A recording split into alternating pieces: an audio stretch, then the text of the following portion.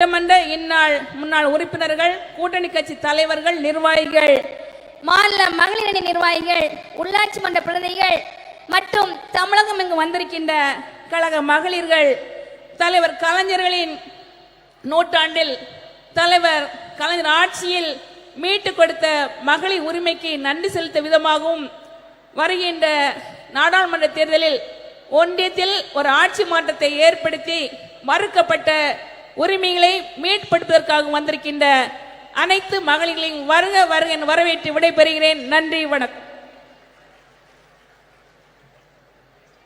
நன்றி. விருந்தினர்களை சிறப்பிக்கும் தருணம். Time to felicitate our dignitaries. மாண்புமிகு தமிழ்நாடு முதலமைச்சர் அவர்கள் திருமிகு மெஹபூபா முஃப்தி அவர்களுக்கு நினைவு பரிசு வழங்கி சிறப்பிப்பார்கள்.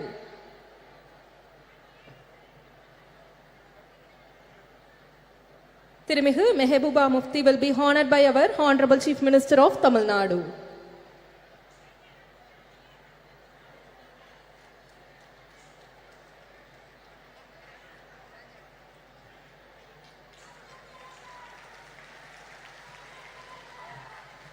மாண்புமிகு தமிழ்நாடு முதலமைச்சர் அவர்கள் திருமிகு Priyanka Gandhi Vadra அவர்களுக்கு நினைவு பரிசு வழங்கி சிறப்பிப்பார்கள். திருமிகு Priyanka Gandhi Vadra will be honored by our Honorable Chief Minister of Tamil Nadu.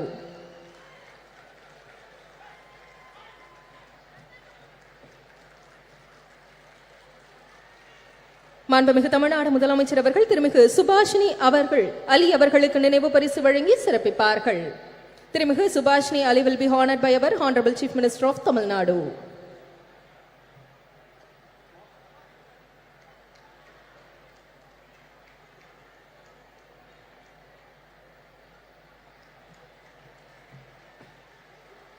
மாண்புமிகு தமிழ்நாடு முதலமைச்சர் அவர்கள் திருமிகு சுப்ரியா சுலே அவர்களுக்கு நினைவு பரிசு வழங்கி சிறப்பிப்பார்கள். திருமிகு Supriya Sule will be honored by our Honorable Chief Minister of Tamil Nadu.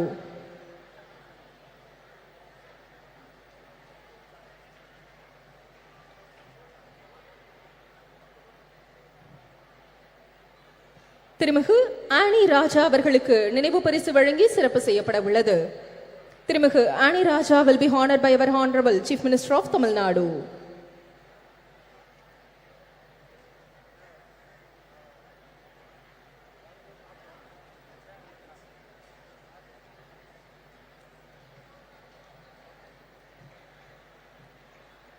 திருமிகு டிம்பிள் யாதவ் அவர்களுக்கு நினைவு பரிசு வழங்கி சிறப்பிக்கும் தருணம். திருமிகு Dimple Yadav will be honored by our Honorable Chief Minister of Tamil Nadu.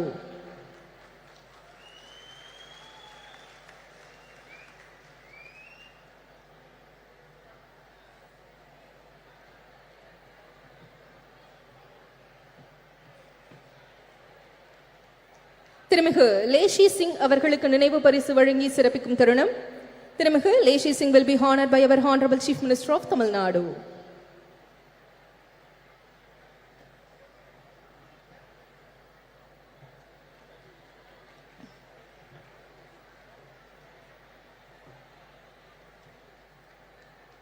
திருமிகு சுஷ்மிதா தேவ் அவர்களுக்கு நினைவு பரிசு வழங்கி சிறப்பிக்கும் தருணம். திருமிகு Sushmita Dev will be honored by our Honorable Chief Minister of Tamil Nadu.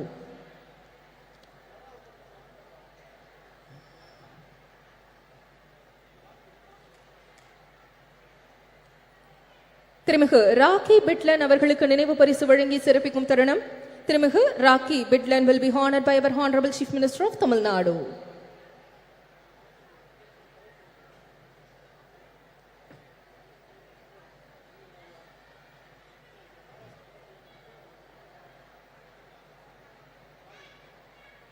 மாண்புமிகு தமிழ்நாடு முதலமைச்சர் அவர்கள் மாண்புமிகு மக்கள் நல்வாழ்வுத்துறை அமைச்சர் அவர்களுக்கு நினைவு பரிசு வழங்கி சிறப்பிப்பார்கள்.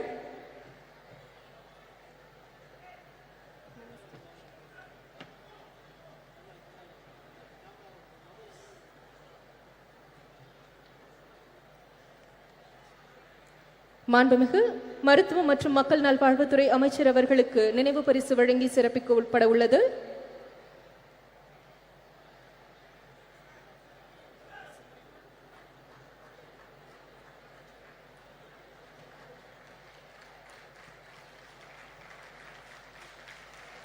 The Honorable Chief Minister of Tamil Nadu honoring Honorable Minister of Health and Family Welfare.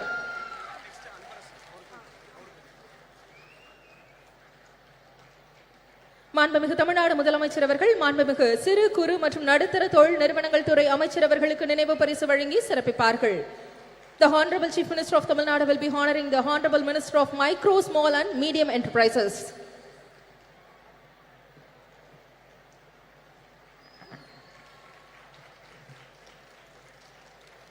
திமுக பொதுச் செயலாளர் திருமிகு கனிமொழி கருணாநிதி அவர்கள் மாண்புமிகு தமிழ்நாடு முதலமைச்சர் அவர்களுக்கு நினைவு பரிசு வழங்கி சிறப்பிப்பார்கள். DMK Deputy General Secretary திருமிகு Kanimozhi Karunanidhi will be honoring the Honorable Chief Minister of Tamil Nadu.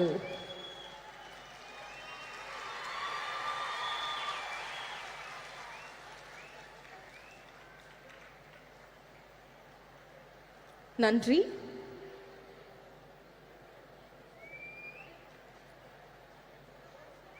குழந்தைகள் நலன் மற்றும் பெண்களின் உரிமைகளை முதன்மையாக கொண்டு பணியாற்றி வரும் டெல்லி சட்டப்பேரவை துணைத் தலைவரும் ஆம் ஆத்மி கட்சியின் தேசிய நிர்வாக குழு உறுப்பினருமான திருமிகு ராக்கி பிட்லன் அவர்களை சிறப்புரையாற்ற அன்புடன் அழைக்கிறோம். With great pleasure we invite திருமிகு rakhi பிட்லன் for the special address.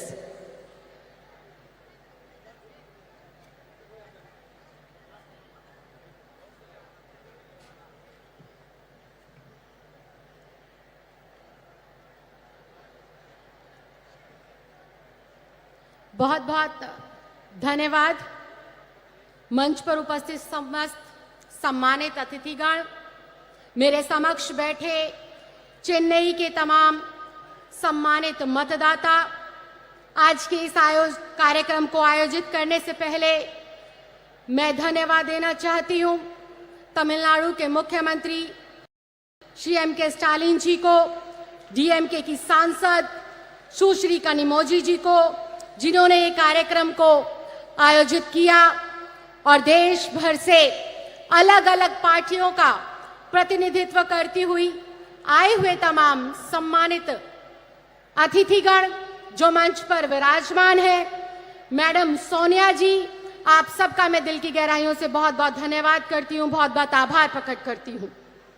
साथियों, आज का कार्यक्रम जो आयोजित किया गया है वो महिलाओं के अधिकारों पर चर्चा करने हेतु इस कार्यक्रम को बुलाया गया, इसका आयोजन किया गया।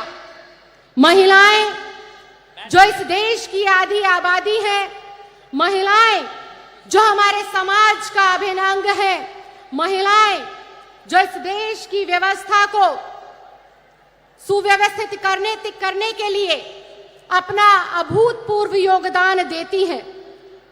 ऐसी महिलाओं के अधिकारों के ऊपर आज चर्चा करने के लिए हमारी जैसी बहनें, हमारी जैसी बेटियां जो दूर दराज गांव में रहती हैं, उन हजारों हजार महिलाओं के अधिकारों पर चर्चा करने से पहले मैं धन्यवाद देना चाहती हूं, मैं श्रद्धांजलि देना चाहती हूं संविधान निर्माता डॉक्टर भीमराव अंबेडकर जी को, जिन्होंने संविधान का निर्माण करते वक्त अपने संविधान के अंदर देश की आधी आबादी को उनके अधिकार दिए, उनके हक दिए। डॉक्टर भीमराव अंबेडकर जी ने कानून बनाकर महिलाओं को समाज में समानता का अधिकार दिया, महिलाओं को समान शिक्षा और समान वेतन पाने का अधिकार दिया, महिलाओं को चार दीवारी से बाहर निकलकर अपने जीवन को अपने मुताबिक जीने का अधिकार दिया। डॉक्टर भीमराव अंबेडकर संविधान निर्माता ने तो कई दशकों पहले ही हमारे इस देश की आधी आबादी को उसके अधिकार दे दिए थे। ये देश की आधी आबादी संविधान निर्माता डॉक्टर भीमराव अंबेडकर जी का बहुत बहुत धन्यवाद करती है, और देश की आधी आबादी की ये महिलाएं जो आज देश के अलग अलग हिस्सों में अपना प्रतिनिधित्व करती हैं, चंद्रयान जैसी देश में जब ऐतिहासिक लॉन्चिंग हुई तो उसके अंदर भी जो महत्वपूर्ण योगदान है वो हमारे भारतवर्ष की बेटियों का रहा है, भारत की महिलाओं का रहा है। ये देश की आधी आबादी है जिसने हमारे देश की तरक्की में, उसको आगे बढ़ाने में, चाहे गांव हो, देहात हो, छोटे से छोटा कस्बा हो, घर पे रहकर गृहिणी के रूप में या फिर किसी कामकाजी महिला के रूप में देश को अग्रसर करने के लिए अपनी महत्वपूर्ण योगदान और अपना महत्वपूर्ण भूमिका दी है। डॉक्टर भीमराव अंबेडकर जी का संविधान जहां महिलाओं को अपनी प्रतिभा के अनुसार अपना प्रतिभा का प्रदर्शन करने का मौका मिलता है, और अगर मैं अपनी बात करूं तो डॉक्टर भीमराव अंबेडकर जी के आशीर्वाद से ही मैं उस माँ की बेटी हूं जो दिल्ली के एक सरकारी स्कूल में सफाई कर्मचारी है। लेकिन डॉक्टर भीमराव अंबेडकर जी की वजह से, भारत देश के लोकतंत्र की खूबसूरती की वजह से और आम आदमी पार्टी के राष्ट्रीय संयोजक अरविंद केजरीवाल जी के आशीर्वाद की वजह से आज ये दिल्ली की बेटी अपनी पार्टी का और अपनी सरकार का प्रतिनिधित्व आप लोगों के समक्ष कर रही है। ये देश के लोकतंत्र की ही खूबसूरती है। लेकिन जहां हम देश के संविधान लोकतंत्र की बात करते हैं, महिलाओं के हक और अधिकारों की बात करते हैं, सिर्फ वो संविधान के अंदर लिखे तो गए हैं, लेकिन दुर्भाग्यवश आज भी हमारी एक बड़े तबके की महिलाएं अपने अधिकारों से वंचित है। आज भी उनको उनके अधिकार नहीं मिल रहे हैं। देश की महिलाएं 21वीं सदी के अंदर, आजादी के 75 सालों के अंदर पूरे देश में शिक्षा जो पाती हैं पुरुषों के मुकाबले वो महज 65% है, जो कि बेहद चिंता का विषय है, बेहद सोच का विषय है। पूरे देश में अगर हम कामकाजी महिलाओं की बात करें, जो कि रिकॉर्ड पर मेंटेन होता है, उस काम की बात करें तो उस काम को करने वाली कामकाजी महिलाओं की भी संख्या आज 75 साल पूरे होने के बावजूद भी महज 25 से 27% रह जाती है। भारतीय राजनीति की बात करें, मंच पर बहुत मुझसे भी ज्यादा प्रसिद्ध, मुझसे भी ज्यादा लोकप्रिय, मुझसे भी ज्यादा ताकतवर और जिम्मेदार महिलाएं विराजमान हैं, और मैं इनके समक्ष इस बात को रख रही हूं और ये मेरी बात से सहमति भी जताएंगी कि राजनीति के अंदर महिलाओं का जो प्रतिनिधित्व है वो भारत के लोकतंत्र के लिए, हमारे देश की महिलाओं के लिए बेहद सोच का विषय है। महज 15 से लेकर 17% महिलाएं हमारी भारतीय राजनीति के अंदर अपना प्रतिनिधित्व देती हैं। आज महिलाओं का एक बड़ा तबका, या यूं कहें 30 से लेकर 35% की हमारी जो महिलाएं हैं, अपनी सही स्वास्थ्य की जानकारी ना होने की वजह से काफी गंभीर रोगों से जो है ग्रसित है, जो कि आज एक चिंता का विषय है। कितने संख्या के अंदर गर्भवती महिलाएं जब अपना प्रसव के दौरान अस्पतालों में जाती है, सही स्वास्थ्य की जानकारी ना होने की वजह से उनकी मृत्यु हो जाती है। तो ये बेहद दुख का विषय है कि आज हम लोग आजादी के 75 साल मना रहे हैं, आजादी का अमृत काल मना रहे हैं, उसके उलट जो इस देश का अभिन्न अंग है, जो इस देश की जनसंख्या का 50% है, उसके भी आज हम स्वास्थ्य की चिंता, उसके शिक्षा की चिंता, उसकी सुरक्षा की चिंता, उसके रोजगार की चिंता के ऊपर आज इतना बड़ा सम्मेलन कर रहे हैं। इसके उलट अगर देखें, पिछले 75 सालों के अंदर आजादी के बाद भी संविधान में अपने अधिकारों को प्राप्त करने के बावजूद भी आज महिलाओं के लिए क्या बढ़ रहा है? महिलाओं के लिए क्राइम दिन प्रतिदिन बढ़ रहा है। दूर दराज में रहने वाली कोई बेटी हो या शहर के बीचों बीच रहने वाली कोई बुजुर्ग महिला हो, हर वक्त 24 घंटे हर पहर वो असुरक्षा के भाव में जीती है। चाहे वो कोई कस्बा हो, चाहे गांव हो, देश की राजधानी हो, किसी शहर की, प्रदेश की राजधानी हो, आज हमारी बहन बेटियों के अंदर, आज हमारी महिलाओं के अंदर असुरक्षा का भाव हर वक्त उनके दिमाग में रहता है। इसके साथ साथ अशिक्षा का जो माहौल है, अशिक्षा का जो आंकड़ा है, वो जैसे जैसे आजादी का हमारा देश का समय बढ़ता जा रहा है, महिलाओं की अशिक्षा का आंकड़ा उतनी तेजी से बढ़ता जा रहा है। इसके साथ साथ घरेलू हिंसा हो, अत्याचार हो, महिलाओं की आवाज को दबाने वाले जो है अपराध हो, नित दिन उनका ग्राफ बढ़ता जा रहा है, जो कि बेहद दुर्भाग्यपूर्ण है। संविधान के अंदर तो, सरकारों के अंदर तो हम लोगों ने सिर्फ कागजों के ऊपर अपनी बेटियों को, अपनी महिलाओं को, अपनी बहनों को हक और अधिकार दिए हैं, लेकिन वास्तव में आज जरूरत है उन हक को, उन अधिकारों को जमीन पर उतारकर उनकी झोली में डालने का, उनको लाभ पहुंचाने का। आज जरूरत है समाज के तमाम बुद्धिजीवियों को, आज जरूरत है तमाम राजनीतिक दलों के, राजनीतिक लोगों को, आज जरूरत है जो है केंद्र की सरकार में बैठे हुए लोगों को और राज्य की सरकारों में बैठे हुए लोगों को ये सोचने की, इस पर मंथन करने की, इस पर चिंतन करने की जरूरत है कि हम हमारी बेटियों के अंदर से यह असुरक्षा का भाव कैसे खत्म करें, कैसे हम इस देश की प्रगति में अपना महत्वपूर्ण योगदान देने वाली देश की आधी आबादी जो हमारी बहनें हैं, जो हमारी माएं हैं, इनको कैसे हम बेहतर से बेहतर सुरक्षा दें, रोजगार के बेहतर से बेहतर अवसर प्रदान करें। आज राजनीति के अंदर जितनी महिलाओं की जरूरत है उससे कहीं ज्यादा मुझे लगता है कि उन महिलाओं की जरूरत है जो गलियों में, कस्बों में, गली में, मोहल्लों में जाकर महिलाओं को उनके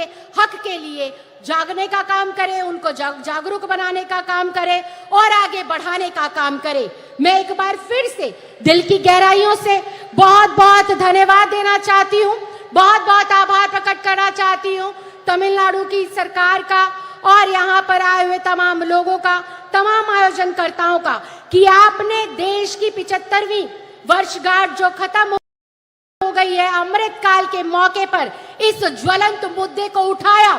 देश की जरूरत है आज महिलाओं को सशक्तिकरण देने की, देश की जरूरत है आज महिलाओं को उनके अधिकार देने की और देश को आज जरूरत है आखिरी पंक्ति में खड़ी हुई महिला को शिक्षित करने की, रोजगार देने की। आपने मुझे बोलने का मौका दिया, इसके लिए मैं बहुत बहुत धन्यवाद देती हूँ, बहुत बहुत आभार प्रकट करती हूँ। जय हिंद, जय Bharat.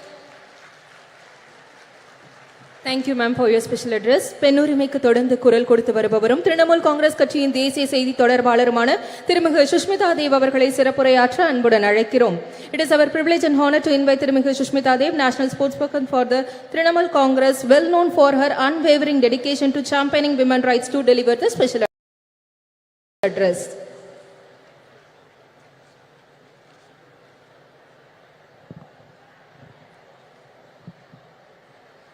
Honorable Chief Minister of Tamil Nadu, Thalapati Stalin, I have to say it's a great honor to come face to face with you, sir, for the first time. Former Jammu and Kashmir Chief Minister Meghbooba Mufti ji, Honorable Member of Parliament Kanimozhi ji,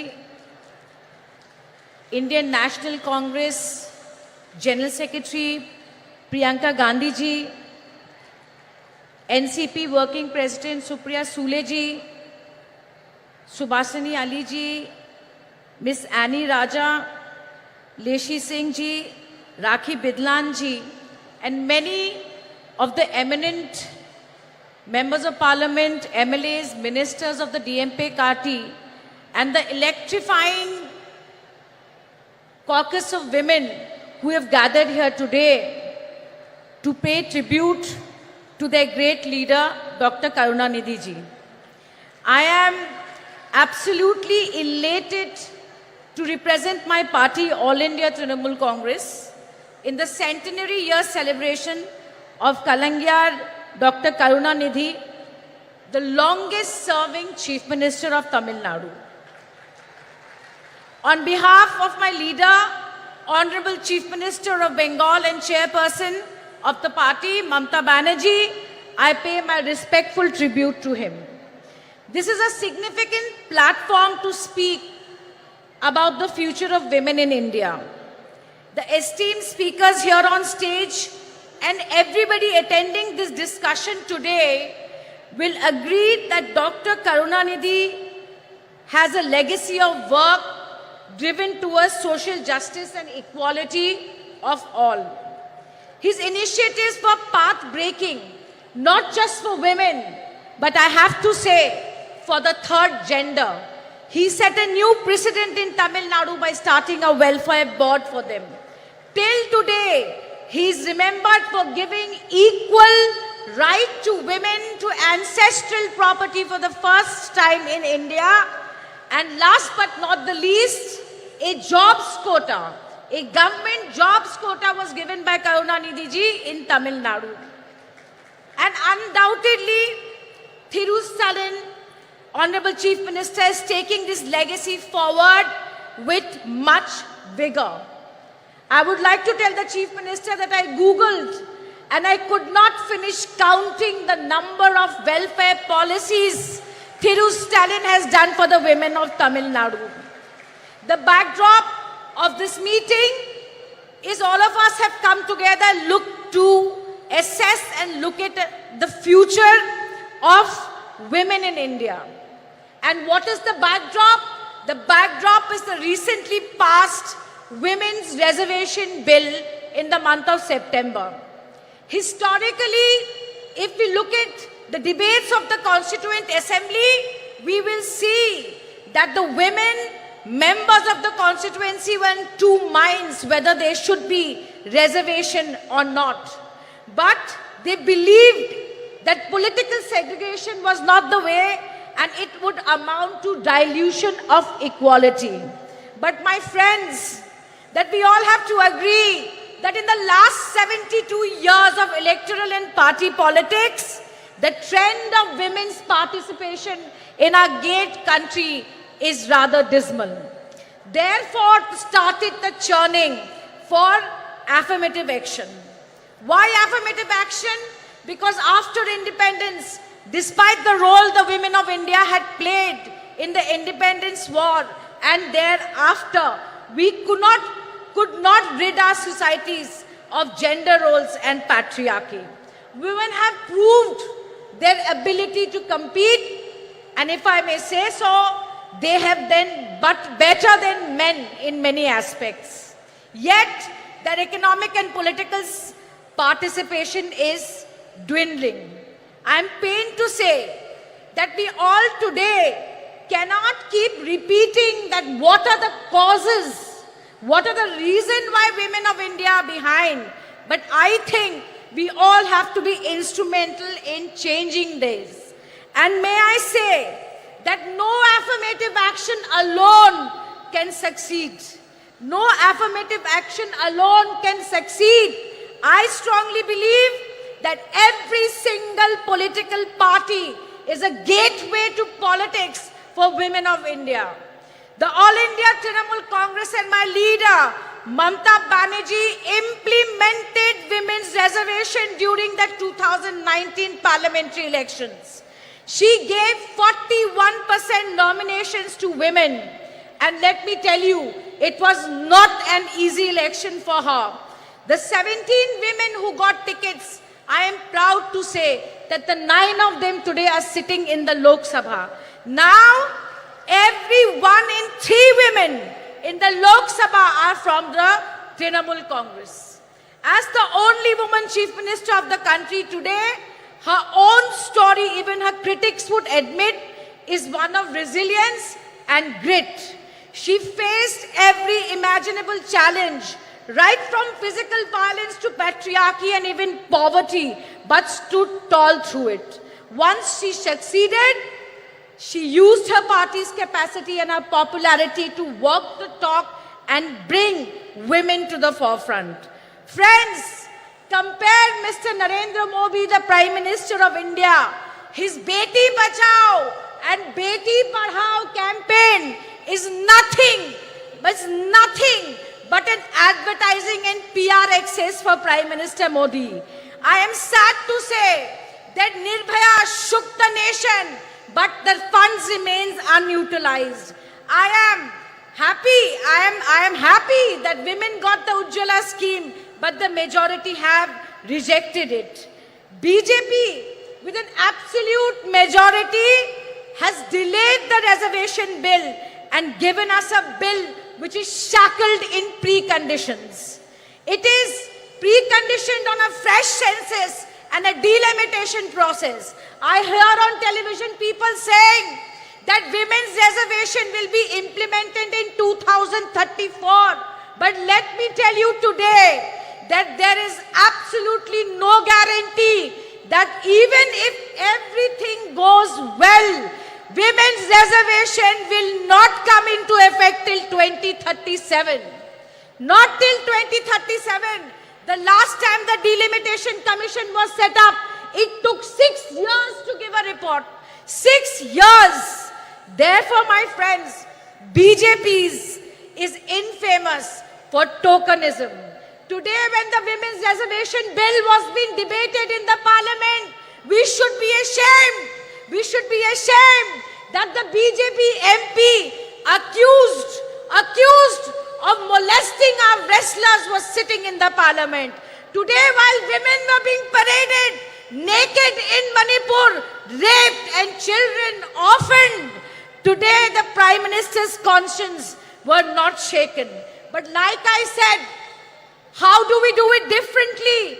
And the only thing that I can think of is where women have voted in greater numbers, why should they remain at a minimum of a bare number of 9% in the Lok Sabha? If we want to change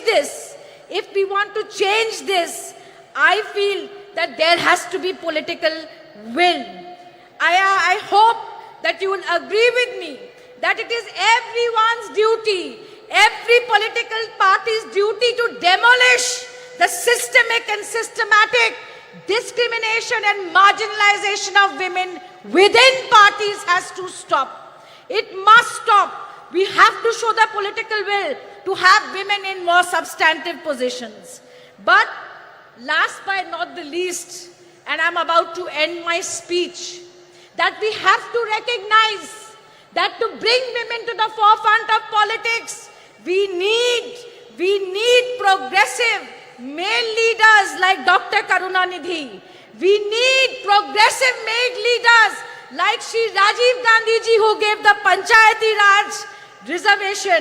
We need social activists like Raja Ram Mohan Nai, who stopped sati. I have absolutely no doubt in my mind that India parties will come to power in 2024 and oust this regressive and anti-woman regime that is ruling the country and convert and turn this Women's Reservation Act into the greatest enabler in the history of this country for women amendment.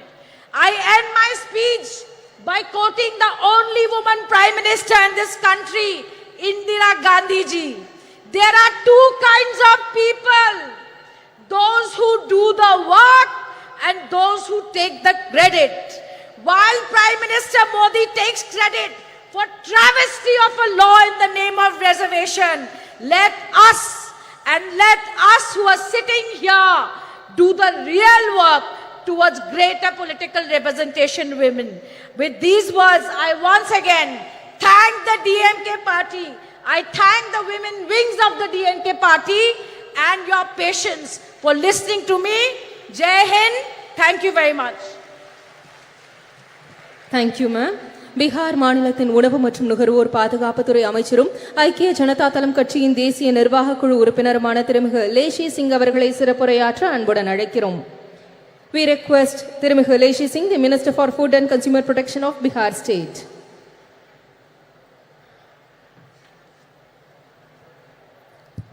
धन्यवाद। आज महिला अधिकार सम्मेलन में सर्वप्रथम मैं party Janata Dal United की ओर से उपस्थित महिला बहनों का हार्दिक अभिनंदन करती हूँ। मैं आभार प्रकट करना चाहती हूँ हमारे माननीय मुख्यमंत्री श्री नीतीश कुमार जी एवं जनता दल यूनाइटेड के राष्ट्रीय अध्यक्ष आदरणीय ललन सिंह जी का, जिन्होंने इस ऐतिहासिक कार्यक्रम में मुझे प्रतिनिधित्व करने का अवसर प्रदान किया। मैं बहुत धन्यवाद देना चाहूँगी देश की चर्चित प्रसिद्ध महिला नेत्री डीएमके सांसद बड़ी बहन आदरणीय कनिमोझी जी का, जिन्होंने मुझे व्यक्तिगत रूप से दूरभाष पर संपर्क कर इस प्रोग्राम में आने के लिए आमंत्रित किया।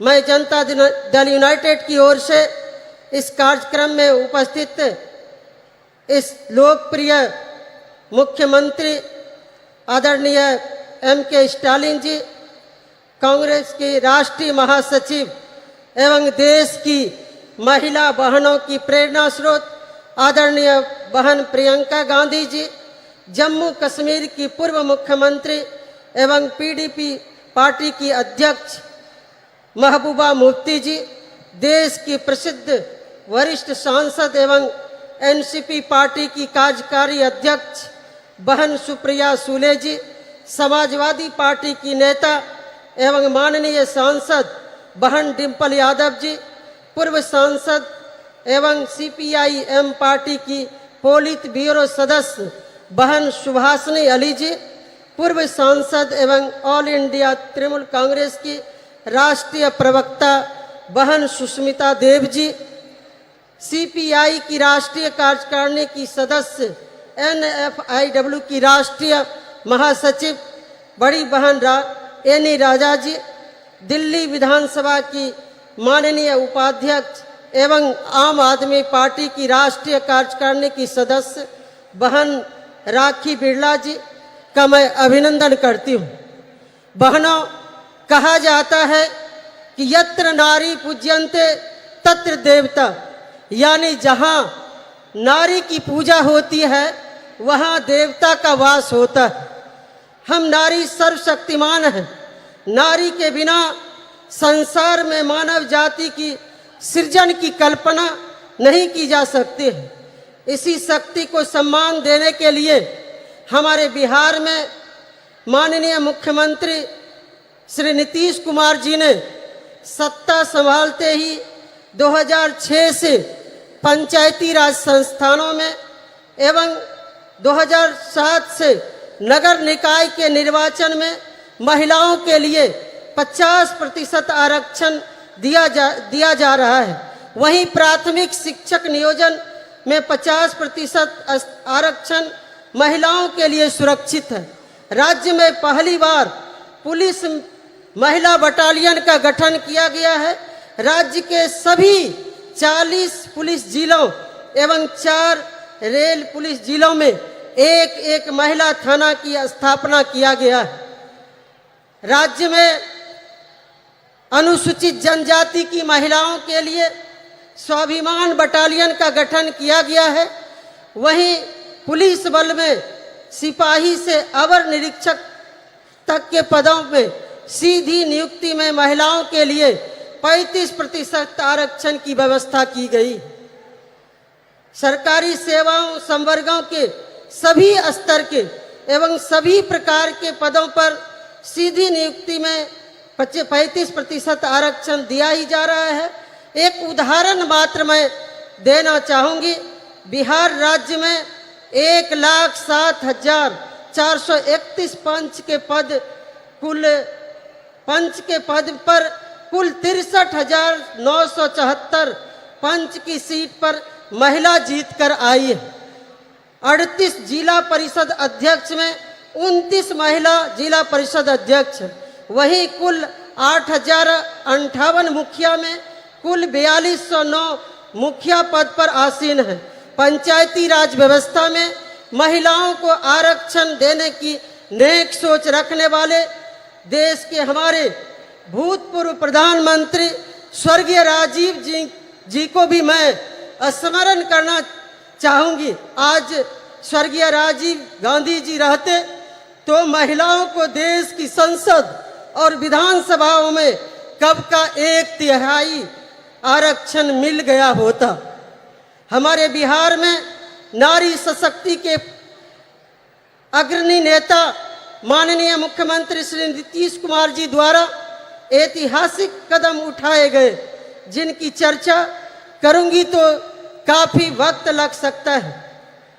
मुख्यमंत्री बालिका पोशाक योजना, छात्रवृत्ति योजना, साइकिल योजना, बालिका प्रोत्साहन योजना, बिहार स्टूडेंट क्रेडिट कार्ड योजना, मुख्यमंत्री किशोरी स्वास्थ्य कार्यक्रम, आदि चलाकर महिलाओं को अवसर प्रदान किया गया है। मुख्यमंत्री कन्या उत्थान योजना, लक्ष्मीबाई पेंशन योजना, मुख्यमंत्री नारी शक्ति योजना से महिलाओं को काफी लाभ पहुंचा है।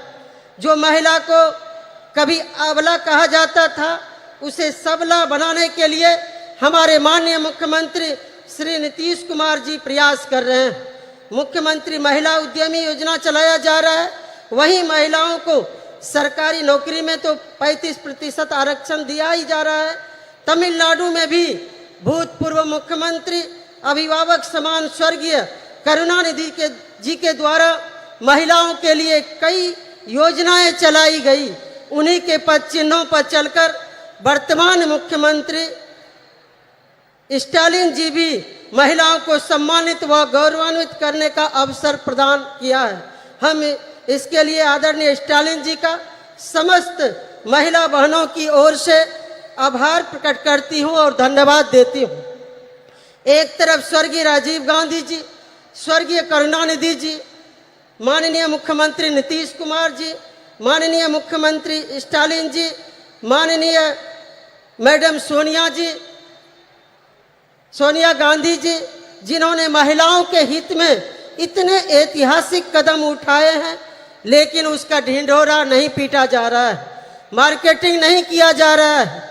बस सेवा भाव से महिलाओं को अधिकार प्रदान कर सशक्त करने के लिए काम किया जा रहा है। दूसरी ओर केंद्र की भाजपा सरकार, जिनके नेता नरेंद्र मोदी जी महिलाओं के लिए कुछ नहीं किया, बस योजनाओं को ब्रांडिंग कर अपने चेहरे को बढ़ाने चमकाने का काम किया। अभी हाल ही में महिला आरक्षण बिल को देश की संसद में भाजपा सरकार की ओर से लाया गया। सभी दलों ने मिलकर उसे पारित किया। इससे पहले भी मैडम सोनिया गांधी जी के प्रयास से डॉक्टर मनमोहन जी की सरकार ने प्रयास किया था। इस बिल का नाम नारी शक्ति वंदन अधिनियम रखा गया। बहनों भाइयों, लेकिन ये नारी शक्ति वंदन के बजाय मोदी वंदन बनकर रह गया। इस बिल में कब आरक्षण लागू होगा, कोई समय सीमा नहीं बताया गया। वंचित अति पिछड़े वर्गों का ख्याल नहीं रखा गया है। लेकिन मोदी जी एक जुमला की तरह इस विधेयक पर अपनी पीठ थपथपा रहे हैं। नारी वंदन के बजाय नरेंद्र मोदी महिलाओं से आरती उतरवा रहे हैं, अपना चरण वंदन करवा रहे हैं। उनका इस बिल से कोई लेना देना नहीं है। सिर्फ अपना चेहरा चमकाने के लिए इस तरह का बिल पेश किया गया। माननीय मैडम सोनिया जी, मैं तमाम प्रियंका गांधी जी, तमाम यहाँ पर जितनी भी महिला नेत्री हैं, मैं उनको आश्वस्त करना चाहूँगी, मोदी सरकार देश में आने वाली नहीं है। ये बिल शायद आपके और नीतीश कुमार जी, स्टालिन जी, शरद पवार जी, इंडिया के प्रमुख नेताओं के नेतृत्व में बनने वाली सरकार में ही ये संभव हो पाएगा। हम सभी चाहते हैं देश की महिला आरक्षण बिल में बिहार मॉडल को अपनाया जाए, जिसमें आबादी के हिसाब से 50% आरक्षण महिलाओं को बिल मिल सके, बिल में प्रावधान हो। इस कार्यक्रम के माध्यम से देश की महिला बहनों से कहना चाहूंगी कि हम महिलाएं किसी क्षेत्र में पुरुषों से कम नहीं है। यहाँ तक कि पुरुषों के तुलना में महिलाएं ज़्यादा ईमानदार, कर्तव्यनिष्ठ हैं। आज महिलाएं हर क्षेत्र में अव्वल होती आ रही है। महिला एक घर में जन्म से लेकर दूसरे के घर भी जाकर उसे सुसज्जित संस्कार देने का काम करती है। महिलाएं धरती से लेकर अंतरिक्ष तक पहुंची। महिलाओं को केवल अवसर मिलने की आवश्यकता है। महिलाओं को अवसर मिलने पर महिलाओं ने साबित कर दिया है कि पुरुषों से कई ज्यादा गुना काबिलियत महिलाओं में है। देश की महिला प्रधानमंत्री स्वर्गीय इंदिरा गांधी जी इसका सशक्त उदाहरण है, जिन्होंने अपनी नेतृत्व क्षमता से दुश्मन देश के दांत खट्टे कर अपनी दृढ़ इच्छा शक्ति संकल्प के कारण उन्हें आयरन लेडी कहा जाता है। मुझे विश्वास है जिस तरह से इंडिया के नेतागण, चाहे वो माननीय मुख्यमंत्री नीतीश कुमार जी हो, चाहे मैडम सोनिया जी, मैडम प्रियंका गांधी जी, महबूबा जी, स्टालिन जी, मैडम कनिमोझी जी, सुप्रिया सूले जी एवं समस्त मंचासीन विभिन्न विपक्षी नेताओं के दलों के नेताओं के सभी महिला नेतृगण आदि ने महिलाओं को अवसर और संबल प्रदान कर रहे हैं। वो दिन दूर नहीं, महिला इतनी सशक्त होगी कि वेद पुरानों इतिहास में जो उसे शक्ति प्रदान थी वो शक्ति प्राप्त करेंगी, तभी आरक्षण के लिए मुहताज नहीं होना पड़ेगा। मैं विनम्रता के साथ अनुरोध करना चाहूँगी मैडम प्रियंका जी से, मैडम कनिमोझी जी से, मैडम सुप्रिया सूले जी से, महबूबा जी से एवं समस्त मंचासीन सभी महिला नेत्रियों से कि एकजुट होकर देशव्यापी कार्यक्रम के तहत मातृवंदन अभियान पर निकले। हम सभी साथ मिलकर कदम से कदम मिलाकर चलने को तैयार हैं। देश की महिलाएं आप सबों को पुकार रही है, आप आगे बढ़ें, हम सभी साथ हैं। बस आदि आबादी ही नरेंद्र मोदी का हिसाब किताब बराबर कर देंगी। मुझे विश्वास है कि मेरे अनुरोध पर आप सभी विचार करेंगी। अंत में मैं बिहार के माननीय मुख्यमंत्री श्री नीतीश कुमार जी के ओर से यहाँ उपस्थित महिला बहनों को शुभकामना प्रेषित करती हूँ। उनकी ओर से महिलाओं की अधिकार की हर लड़ाई में सहयोग समर्थन का भरोसा देते हुए यही उनका शुभकामना संदेश है। पुनः इस कार्यक्रम में आयोजनकर्ता मैडम कनिमोझी जी, यहाँ के लोकप्रिय मुख्यमंत्री आदरणीय स्टालिन जी एवं समस्त मंचासीन नेताओं बड़ों से आशीर्वाद लेते हुए अपनी वाणी को विराम देती हूँ। जय हिंद, जय Bharat. Thank you, ma'am. Samajwadi கட்சியை சேர்ந்த நாடாளுமன்ற உறுப்பினர் திருமிகு டிம்பிள் யாதவ் அவர்களை சிறப்புரையாற்ற அன்புடன் அழைக்கிறோம். We are delighted to welcome திருமிகு Dimple Yadav. Member of Parliament has demonstrated that women's parliamentation in politics lead to the empowerment of society to deliver special address. Thalapati mkstalin ji, Mrs. Kanimozhi MP and Deputy General Secretary of DMK, General Secretary of International Congress Priyanka Gandhi ji, MP and Working President of NCP Mrs. Supriya Sule ji, former Chief Minister of Jammu Kashmir, Chairperson PDP Mrs. Meghbooba Mufti ji, former MP and Pilot Bureau Member of CPI-M Mrs. Subhashini Ali ji, National Congress National Executive Committee Member CPI Mrs. Ani Raja ji, Minister of Food and Consumer Protection Government of Bihar Mrs. Leshi Singh ji, Deputy Speaker Delhi Assembly and National Executive Member of AAP Mrs. Rakhi Bidlan ji, former MP and National Spokesperson AITC Mrs. Shushmita Dev ji, and all the dignitaries who are present in front of me, all the distinguished guests and my fellow citizens of India. This day and moment have been 100 years in the making, as today we celebrate the centenary of the DMK patriarch and a great son of soil, a towering leader, a progressive ideologue, a politician par excellence, and the founder of the political movement for the betterment of India and all its people, respected Shri M. Karunanidhi ji.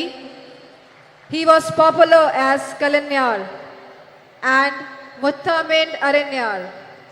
Kalaignar was the title of Tamil politics. His life was marked by a relentless struggle for social justice and the empowerment of the marginalized communities, minorities, OBCs, SC/STs, and especially women. His political journey was an unending quest to eradicate social inequalities. He championed the cause for women's rights, advocating for gender equality in a deeply patriarchal society.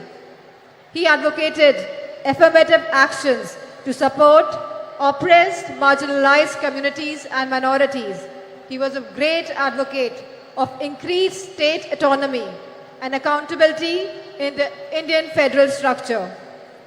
He pursued the Rajamanar Committee's report that was accepted by the then Prime Minister, Mrs. Indira Gandhi ji, and the Chief Ministers got the right to hoist the flags on Independence Day. Kalaignar's life was dedicated to the pursuit of social justice, an endeavor that remains even more relevant and inspiring today.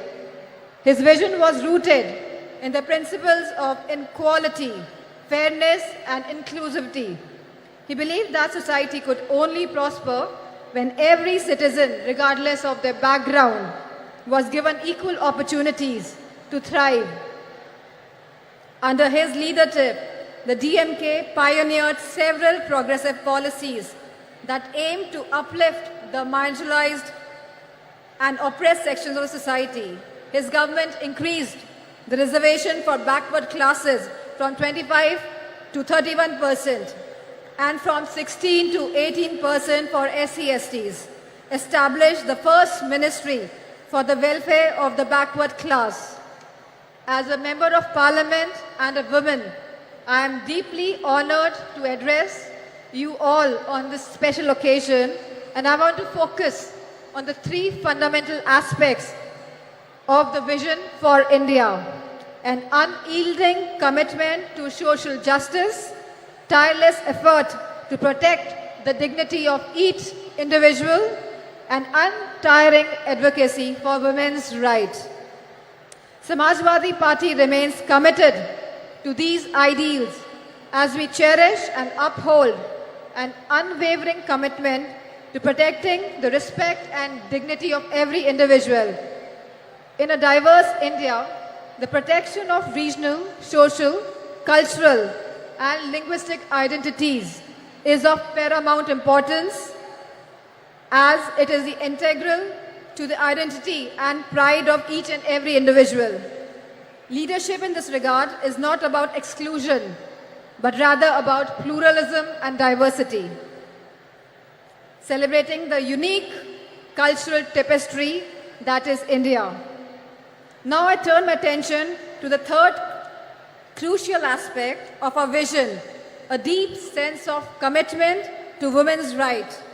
We all must be a true feminist today, advocating for gender equality, women's education and upliftment, policies that have always been advocated and implemented by the Samajwadi Party in Uttar Pradesh, found home and expression in Tamil Nadu under Kalaignar.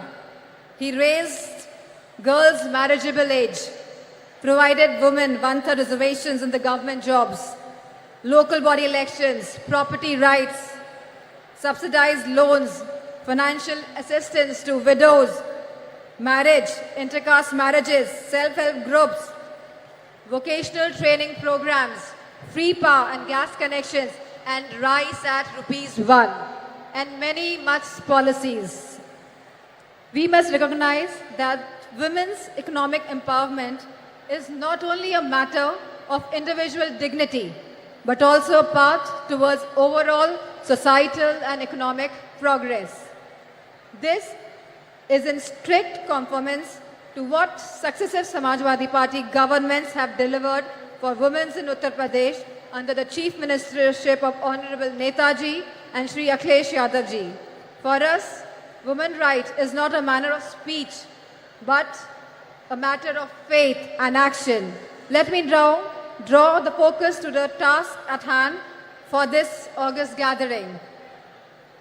The Magalir Urmai Manadu being organized today by the DMK Women's Wing headed by MP Kanimozhi calls upon the central government headed by BJP for immediate action on women's rights issues. The BJP government has totally been proven incompetent and an abject failure in securing women's rights and providing security and safety to women. India has witnessed an alarming surge in crimes against women, particularly of the OBCs, SC/STs and the minorities. This dire situation reflects poorly on the government's ability to ensure the safety and the security of women, especially from the OBCs, SC/STs and minorities who bear the brunt of this crisis. Manipur is a living example today for us. What has been seen in Manipur is really shattering the very idea of India. The data reveals that incidents of rape and sexual assault and violence against young girls, infants, women and older women have reached to one of the highest ever under the BJP government, exposing a fundamental breakdown in social order, sense of security and law and order. The lack of swift justice and a consistent track record of not holding perpetrators accountable has led to this scary situation in the country. This needs to be corrected immediately. Nothing can be allowed to impinge on the right of life. In the Indian democracy, women constitute of half the population, and this active participation in politics is essential for the robust democracy and a truly inclusive society. The recent proposal by the BJP government to postpone the vital reform of implementing 33% reservations of women in parliament and state assemblies way into the distant future is a huge disappointment that appears to be only a BJP political ploy. The BJP's move is only an eyewash purely for electoral gains.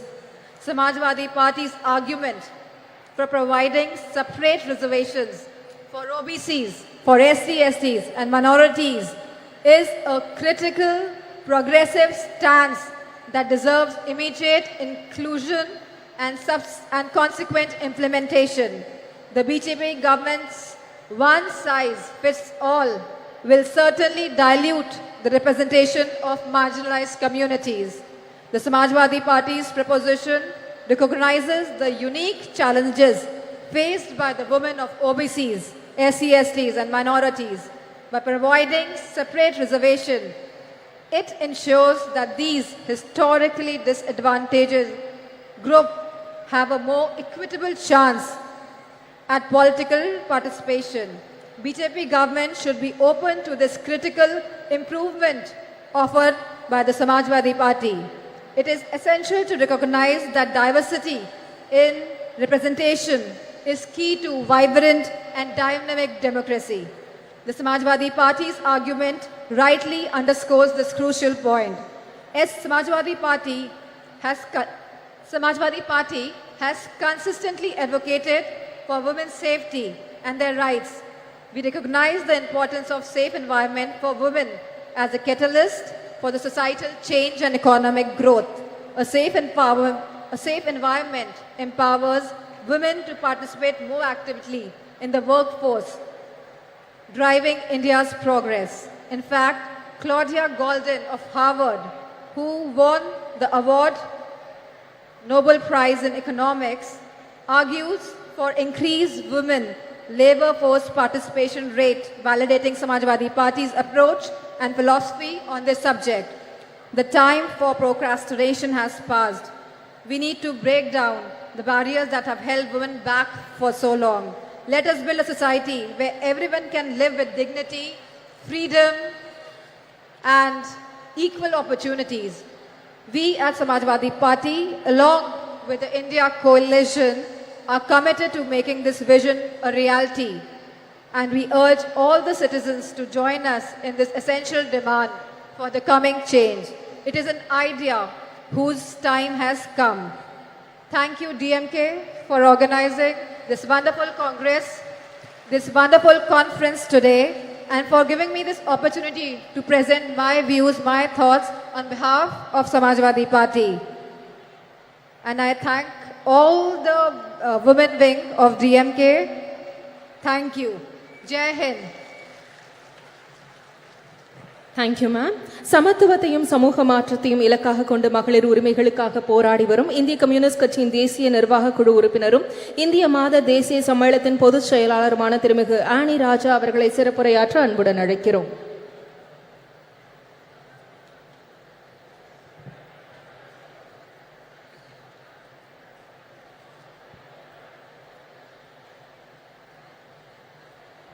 From the depth of my heart, I express my homage to the only one Kalanger who showed the people and the country that how the words can be transformed into actions and how it can be beneficial to the people and especially to the women and children of the country, particularly the state of Tamil Nadu. I extend my gratitude and red salute to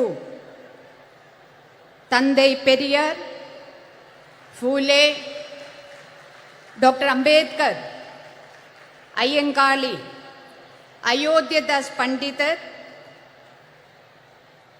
for their immense contribution and effort for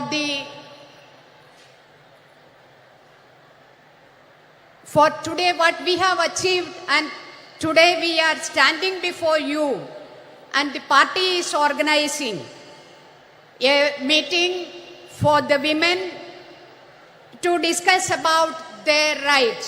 So this is possible because of the efforts of all these great stalwarts who have given their life for gender equality and justice, and my red salute to all of them. மகளிர் உரிமை மாநாட்டில் அதுக்கான எல்லா விதமான வர்க்கும் செய்து எல்லா ஹெல்ப்பும் செய்து ஏதாச்சும் குறை இருந்தா அதை பார்த்து எங்களுக்கு இந்த நல்ல முறையா இந்த மாநாடு முடிக்கிறதுக்காக எங்களோடு சேர்ந்து இந்த மேடையில் அமர்ந்திருக்கும் இந்த தமிழ்நாடினுடைய முதலமைச்சர் தளபதி அவர்களே,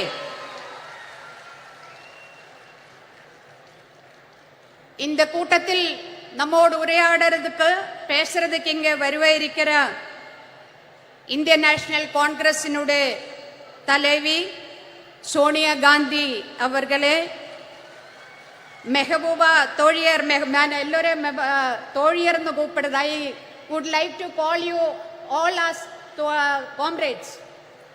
So, Toliyar Meghbooba Mufti ji, Toliyar Priyanka Gandhi ji, Toliyar Kanimozhi ji, Toliyar Subhashini ji, Toliyar Supriya Sule ji, Toliyar Dimple Yadav ji, Toliyar Leshi Singh ji, Toliyar Sushmita De, Toliyar Rakhi, and நம்மளை எல்லோரும் இங்கே வருக வருக என்று welcome பண்ணி அமர்ந்திருக்கிற தோழியர் Helen G, உங்களுக்கு எல்லோருக்கும் இந்தியன் கம்யூனிஸ்ட் பார்ட்டி சிபிஐயுடைய இந்திய மாதர் தேசிய சம்மேளனம் NFIWனுடைய நெஞ்சார்ந்த வணக்கத்தையும் வாழ்த்துக்களையும் தெரிவிக்கிறேன்.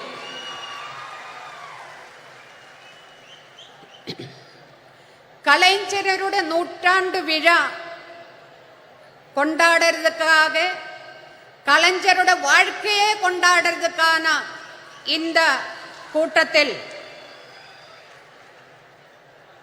இங்கே அமர்ந்திருக்கிற இந்த தமிழ்நாட்டினுடைய எல்லா மாவட்டங்களிலும் வந்திருக்கிறார் என்னுடைய அன்புக்கும் மரியாதைக்கும் கூறிய தோழிய DMK தோழியர்களே, உங்களை எல்லோரையும் சேர்த்து பிடிச்சு ஒரு முத்தத்தை கொடுக்கிறேன்.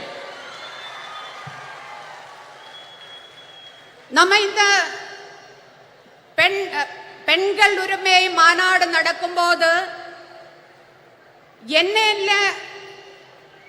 நேட்டங்கள் இந்த தமிழ்நாட்டில் பெண்களுக்காக கலைஞரும் அதே மாதிரி DMK பார்ட்டியும் இங்க நமக்கு பெற்று தந்திருக்கிறதோ, அதே மாதிரி இந்திய தேசத்தில் நம்ம பெண்கள் என்ன சட்டங்களை என்ன உரிமைகளை நம்ம நேடி இருக்கிறதோ, இந்த போன 75 ஆண்டுக்குள்ளே போராட்டங்கள் பண்ணி நம்ம நேடி இருக்கிறதோ, அந்த அத்தனை உரிமைகளையும் பறிக்கிற மாதிரி தான் இன்னைக்கு மத்தியில் ஒன்றிய ஆட்சி இந்த தேசத்தை ഭരിച്ചു കൊണ്ടിരിക്കുന്നത്. மனுவாதி பாசிசம் இந்தியாவில் எல்லா இடத்திலுமே பாம்பு மாதிரி, விஷப்பாம்பு மாதிரி பத்தி விடர்த்தி ஆடுறத ஒரு நிலைமையை பார்க்கிறது. மதேதர மதசார்பற்ற இந்தியாவினுடைய பாராளுமன்றத்தில் இன்னைக்கு கேட்கிறது ஜெய் ஸ்ரீராம் എന്നൊരു குரல் தான். அதே மாதிரி செங்கோல் இன்னைக்கு இந்தியாவினுடைய பிரசிடென்ட் ஒரு பெண் பிரசிடென்ட், அவங்க தாழ்த்தப்பட்ட ஒடுக்கப்பட்ட கம்யூனிட்டியிலிருந்து வந்திருக்கிற பிரசிடென்ட், அந்த மாதிரி ஒரு பெண் பிரசிடென்ட் இருக்கும் போதும் இந்தியாவினுடைய பாராளுமன்றத்துக்கு வெளியே அவங்களை உட்கார வச்சு பாராளுமன்றத்துக்குள்ள செங்கோல் கொண்டு வைக்கிற ஆட்சி இன்னும் நரேந்திர மோடி 56 இன்ச் நெஞ்சளவுள்ள பிரதமர் உட்கார்ந்த இந்த தேசத்தை தொலைக்கிறதுக்காக உட்கார்ந்து இருக்கிற ஒரு கட்டத்தில் தான், ஒரு சந்தர்ப்பத்தில் தான் மகளிர் உரிமை மாநாடு கலைஞருடைய 100ஆண்டு விழாவை ஒட்டி இന്ന് நாம இங்க நடத்திட்டு இருக்கிறது. இந்த நாட்டில் நடக்கிற மரணங்கள், அது கூட்ட மரணங்களா இருந்தாலும் சரி, அது ஆற்றில் ஒழுகி நடக்கிற டெட் பாடிஸ் ஆயிருந்தாலும் சரி, மணிப்பூரிലെ മോർച്ചറിയിൽ 5 മാസത്തിലേറെയാ ഇരിக்கிற അഴുകര ഡെഡ് ബോഡീസ് ആയിരുന്നാലും ശരി, അതൊന്നുമേ இந்த 56 இன்ச் நெஞ்சளவுள்ள பிரதமர் நரேந்திர மோடிக்கு கொஞ்சம் கூடி கவலை இல்லையா?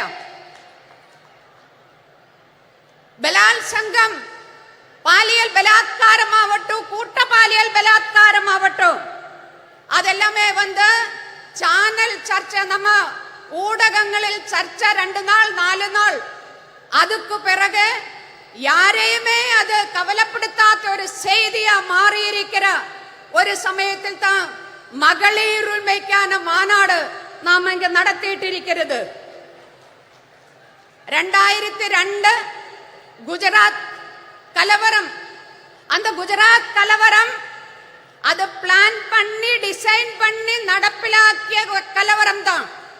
ஆனா இந்த 2023 நாம இந்த மகளிர் மாநாடு நடக்கும்போது, உரிமை மாநாடு நடக்கிற இந்த டைமில் எங்க வேணாலும் எப்ப வேணாலும் மரணம் நம்மளை தேடி வர ஒரு நிலைமை, எங்க வேணாலும் எப்ப வேணாலும் பெண்கள் பாலியல் பலாத்காரத்துக்கு ஆளாகிற ஒரு நிலைமை, அந்த மாதிரி ஒரு நிலைமையில் தான் இன்னைக்கு நாம இருக்கிறது. ட்ரெயினில் பயணம் செய்யும்போ அந்த ட்ரெயினில் பயனாளிகளை, பயணம் செய்யறவங்களே, அவங்களை காப்பாற்றுவதற்காக போலீஸ், ரயில்வே போலீஸ் இருக்கிறது. ஆனா அந்த ரயில்வே போலீஸ் பயனாளிகளை தோக்கெடுத்து துப்பாக்கி எடுத்து சுட்டு கொலை பண்ணற காட்சி நம்ம கண் முன்னாடி இருக்கிறது. அதே மாதிரி ஒரு ஸ்கூலில், பள்ளிக்கூடத்தில் ஒரு டீச்சர் உட்கார்ந்த மத்த ஒரு முஸ்லிம் ஸ்டூடெண்ட் நிக்க வச்சு மத்த ஸ்டூடெண்ட்ஸோட சொல்றது, நீங்க எல்லாரும் போய் அடிங்கோ அந்த குழந்தைன்னு சொல்லி குழந்தைகள் தயங்குறது, ஆனாலும் அவங்கள ஃபோர்ஸ் பண்ணி அந்த குழந்தைய அடிக்க வைக்கிறது. இதும் நம்ம கண்முன்னாடி பார்த்துட்டு இருக்கிறது. ஒரு சிறுமி 8 வயசான சிறுமி கூட்ட பாலியல் பலாத்காரത്തിന് ഇരയായി அங்கிருந்து தப்பிச்சோடி பல வாதிலும் தட்டி விളിக்கிறது, முட்டறது, என்னை காப்பாற்றுங்கோ. ஆருமே வாதில் துறக்காம அதை அப்படியே ஆட்டி ஓடிக்கிறது.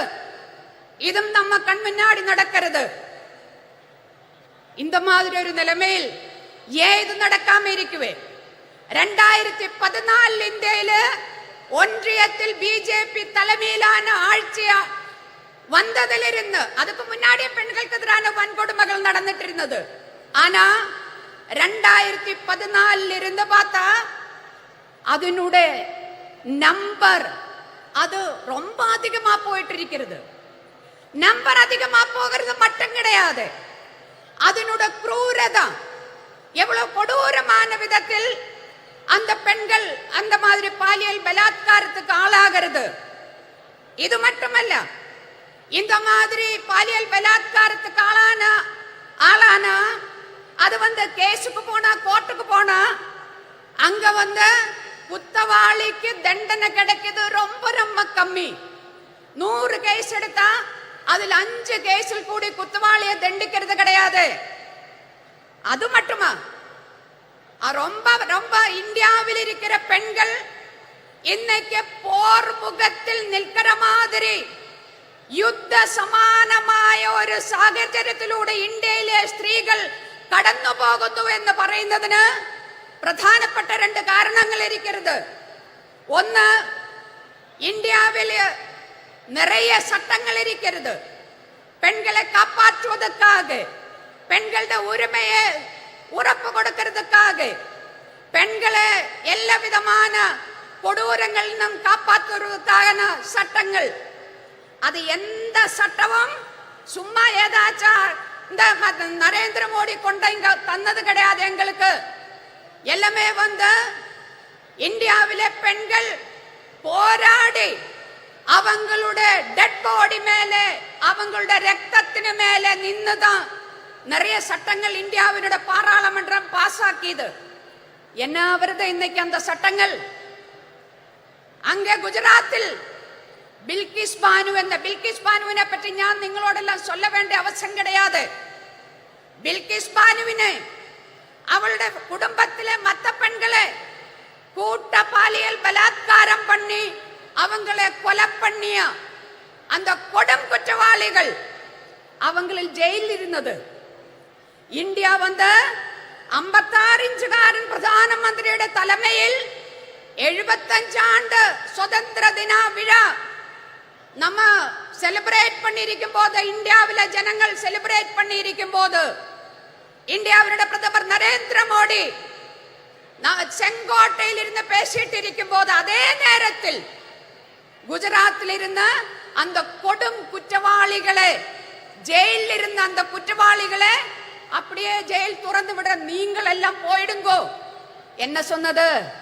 சன்ஸ்காரி பிராமின், அவங்களெல்லாம் பயங்கரமான பிராமின்ஸ். பிராமணை ஜெயிலில் வச்சா கொடும் பாவம், அதனால் அவங்களை விடுவிக்கிறேன் அப்படின்னு சொல்லி பில்கிஸ் பானுவினை அவளுடைய குடும்பத்தை அழிச்ச, அந்த பெண்களை கற்பழிச்ச அந்த கொடும் குற்றவாளிகளை ஜெயில்னு ஃப்ரீயா விடுறது. அது என்ன அர்த்தம்? அதுக்கு அர்த்தம், அதனுடைய அர்த்தம் என்ன சொன்னா, இந்தியாவில் இருக்கிற அத்தனை சட்டங்களும் பெண்களுக்கான, பெண்களுடைய உரிமைக்கான அத்தனை சட்டங்களும் அதுக்கு எந்த அர்த்தமும் இல்லாத போகிறது. 2014 இருந்து ഞാൻ முடிக்கிறேன்.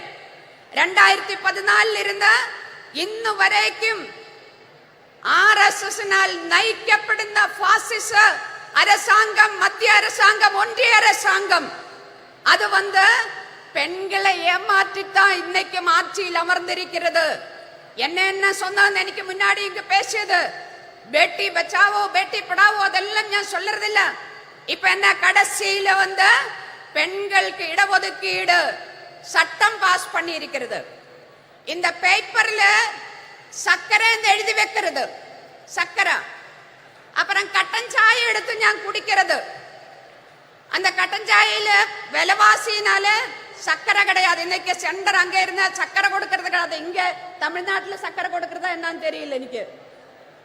ஆனா இந்த கட்டஞ்சாய் இப்படி பார்த்து அல்ல சாரி இந்த பேப்பர்ல சக்கரான்னு எழுதி இருக்கிறது இப்படி ஒரு முறை பார்த்து கட்டஞ்சாய குடிச்சா மதுரிக்குமா இனிப்பாயிருக்குமா? அதே மாதிரிதான் ஏட்டிலே புக்கிலே பசு புல்லு தின்ன மாட்டே. மகளிருக்கு இடஒதுக்கீடு சட்டம்னு சொல்லி பாஸ் பண்ணி இது தெய்வம் ஆறு நரேந்திர மோடி. ஆனா இது எப்ப அமல்படுத்துவே? ஏதாச்சும் சொல்லி இருக்கிறதா? இன்னைக்கு அமல்படுத்ததா? நாளைக்கு அமல்படுத்துறதா? 2024 அமல்படுத்துறதா? எதுவுமே சொல்லுறதில்ல. நரேந்திர மோடியோட வாழ்வில இது பார்க்க முடியுமா என்னன்னே சொல்லுறதில்ல. பெண்களை ஏமாற்றி ஆட்சியில் அமர்ந்திருக்கிற நரேந்திர மோடி அரசாங்கத்தை ஒழிச்சு கட்டுறதுக்காக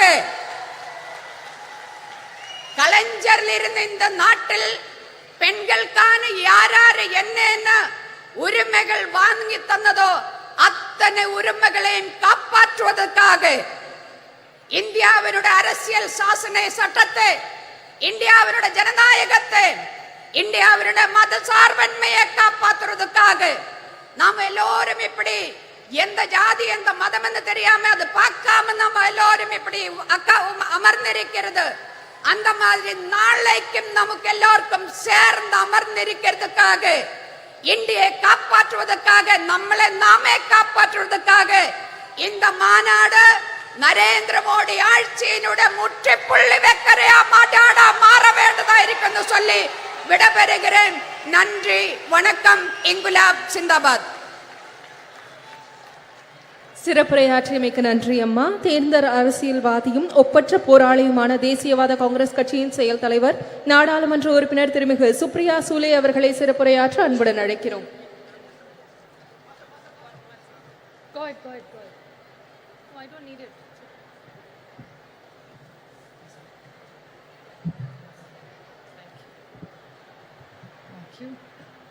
Vanakkam Chennai. Women's Rights Conference. Talapati MK Stalin Anna, Durga Anni, Meghbooba Mufti ji, Priyanka Gandhi ji, Dimple Yadav ji, Subhashini Ali ji, Annie Raja ji, Leshi Singh ji, Rakhi Bidlan, Sushmita Dev, Anupi Sadagiri Kanimozhi, Helen Davidson, Namakkal Rani, all the honorable MPs, ministers, media, DMK leaders and policy makers. I thank the DMK for hosting this most wonderful event today here. And when I stand here, I must, when I start my speech, pay great honors and respect to Periyar, Annadurai, Kalingnar, Karunanidhi ji on his centenary year, Chhatrapati Shivaji Shahu Phule Ambedkar, which is the legacy we work, and a very special moment. Sena Tamila Enuma Podinile Imbatetan Vanda Payuda Kadanile. What I have been told this means is Tamil is a very sweet language and it's like sweet honey when you get. So Tamil, which is a beautiful language, which I fortunately in Parliament am surrounded by DMK. There is Balu ji, our leader, who sits in the front, Sonia ji, who sits in the front. Then I have Raja, I have Daya, I have all Sumati, my friend, who sits right behind me, Jyoti Mani. I have all my other friends. I was listing them out. Shabir, who sits right next to me. My younger brother, who's sitting right next to you. All of them. Karthi Chidambaram. So sometimes I'm confused whether I'm in NCP or I'm in DMK because I'm surrounded only by DMK. And I'm going to request Stalin Anna that we are fighting for our party and symbol in Maharashtra. So if Maharashtra doesn't get a ticket, I know one ticket I will get is from DMK in the Tamil Nadu here. But it's really wonderful to be here because Tamil Nadu has a rich legacy. It's a state which has done social justice. The state which I come from, of Shahu Phule Ambedkar's, you have the same rich legacy of Periyar, Annadurai, and of Karunanidhi ji. So we feel very proud, and I was very blessed and lucky to meet Karunanidhi ji whenever he came to Delhi. So I had the opportunity to take his blessings and learn few things, and the opportunity to work with his children who have such a big legacy of the DMK party. So it's an honor for us to be here. And the beauty of DMK and Tamil Nadu is that here I asked somebody today before coming here, what are the few things the Tamilian pride is? They said our pride is of social justice. We are proud of our language. There is no caste, no religion. It's only our language which fills us together. And I would like to tell Talapati Stalin Anna one thing. That's one thing that the entire DMK in India's parliament stands for, is their proud Tamil legacy that they're proud of. Whatever issues are raised, always Honorable Balaji is always leading, be it the MBBS exam, he's always first leading and fighting with the BJP. He's always fighting, no forcing Hindi on us. We are proud Tamilians, we like our language. Hindi is welcome, English is welcome, but you cannot take the Tamil away from the Tamilians. So I think it's a very proud community with a rich legacy. And there is one most big contribution which you all have done, which Kalingar has done, is they have not only taken Tamil language ahead, but even the technical words in schools used were started by Kalingar. So there are technical language. So you have really brought it down to the basics. So you all are really proud of your language. And it's so wonderful to see that there is no caste, no religion. It's only what unites Tamil Nadu is the love for their language. So the way you are proud Tamilians, I am a proud Maharashtrian who has a lot of pride. And right now the way the invasion from Delhi, that I call Adrushya Shakti, means it's an invisible power of Delhi which is attacking the cooperative federalism of this country. The way Tamil Nadu is fighting, so are we fighting in Maharashtra, and unitedly Tamil Nadu and Maharashtra will make sure that nobody will go against our cooperative federalism and take away our rights from us. I would like to quote Kanimozhi ji has orchestrated this most beautiful evening and a special session for all of us. But she is lucky to have the complete great legacy since 1929. In Chengapolpet, there was Periyar who did the first women's conference of self-respect conference, which Periyar started and I think led this entire country. And I would like to compliment Talapati Stalin Anna for this most wonderful thing which his father did. And I think it's wonderful that the son takes the legacy of the Samavat Puranam, which every woman who left together. And not did she just live together, the house is not in the husband's name, the house is in the woman and the wife's name. So I really compliment this for this wonderful work that they have done. And this conference is about women. I don't look at myself as a woman MP. I'm a member of parliament. But I would definitely like to put something on record which actually I would not like to call my friend Kanimozhi a victim. But this time when the speeches started about the women's reservation bill, Kanimozhi, which actually means sweet language, and she's exactly sweet language. So when Kanimozhi stood up to give her speech in parliament, she stood up and the bullies of the Bharatiya Janata Party who claim they want to wish women, before Kanimozhi started her speech, started heckling her. And I must say the entire DMK team with the entire NCP, we fought. They are 300, we are only 100. But I'm sure Sumati, Baluji, Daya, Raja, all of us who were there, Kadir, you were there, we all shot those 300 BJP men down. because we felt that Kanimozhi was fighting for the rights of every woman of the state, and she in a most articulate way put up the points of the DMK. So I really congratulate her for all the efforts that she has done.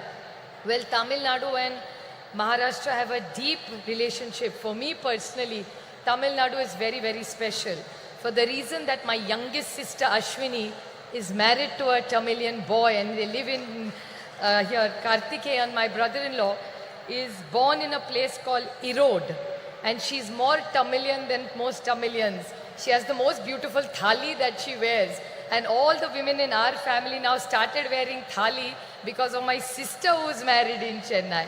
So we have a deep connection of architecture, food, saris, textile, jewelry, music, dance. So I think the rich heritage of Tamil has come to Maharashtra, and we feel closer to Tamil Nadu because our daughter has been given here, and she's so well treated by Tamilians. So I'm eternally grateful for Tamil Nadu to accept my Maharashtrian daughter here and teach her all the good things that the Tamilians, and make her a richer and a nicer person being here. She was quite nice when she was with us, but she's become a better person after she's moved here. So we are eternally grateful to you for looking after my sister. And it's really interesting that how languages bring us together. There are two common things between Maharashtra and Tamil. You have la, you have la, and you have la. We have only la and you have la. It's like Malai is mountain, Palli is school, and Kanimozhi is sweet language. So it's la, la, and modi. So these are all interesting things that bring us all together. And we all who are on the dais today are committed to giving every woman her dignity, and that's why we are all here from various parts of the nation. We all work together, and the India project that has been started, we are committed to giving a fair and a just leadership and governance which India deserves. So we are committed, and I thank Thalapati Stalin for all the efforts that he makes. He comes for every India meeting. The first leader to come to the meeting is Baluji and Anna. Most punctual, most eager. Sometimes people are talking in Hindi. They have no clue what is going on, but Anna and Baluji are very meticulously hearing the meeting. In the middle, they will ask me, what are they saying? Then now we keep a translator for them, but they are so meticulously working, most punctual, most disciplined in every India meeting. So every time we meet Anna and Baluji, we always learn something from me. So I'm eternally grateful to the entire DMK team for putting up this most wonderful meeting and hosting us with so much love. Just a last note I would like to remain. When I see so many women, my most favorite thing in the world and the most favorite flower of mine is jasmine. And the Mallipu is most beautiful, which is Mallipu is the best quality Mallipu you get is in Chennai. And every time I come to Chennai, I take 2 kilos of Mallipu for my mother. It's the most precious gift that I can give my mother. And while I was walking, when I came to meet Anni, I saw in the audience, I could smell this beautiful fragrance of happiness, joy, and celebration. The whole power of this positive energy of the women of Chennai. I'm eternally grateful for us to be here together, to celebrate life, to celebrate freedom, to celebrate joy, to bring it, because I think women have a huge power behind, and it's not about genders. I think the great teamwork that we have done, and like Kanimozhi always says in Parliament, don't put us on a pedestal and glorify us as women. We are gender equal, we are as equal as the men. We don't want glorification. We only want equal rights, which we have deserved. And I think with the legacy of Periyar, Anna and Kalingar, I think Tamil Nadu leads the way to all of us for a better India. Thank you very much. சிறப்புரைக்கு மனமார்ந்த நன்றி. அரை நூற்றாண்டிற்கு மேலான பொது வாழ்வில் ஒடுக்கப்பட்ட மக்களின் உரிமை குரலாய் ஒலித்துக் கொண்டிருக்கும் முன்னாள் நாடாளுமன்ற உறுப்பினராகவும் மார்க்சிஸ்ட் கம்யூனிஸ்ட் கட்சியின் இந்நாள் பொலிட் பீரோ உறுப்பினராகவும் திகழும் திருமிகு சுபாஷினி அலி அவர்களை சிறப்புரையாற்ற அன்புடன் அழைக்கிறோம்.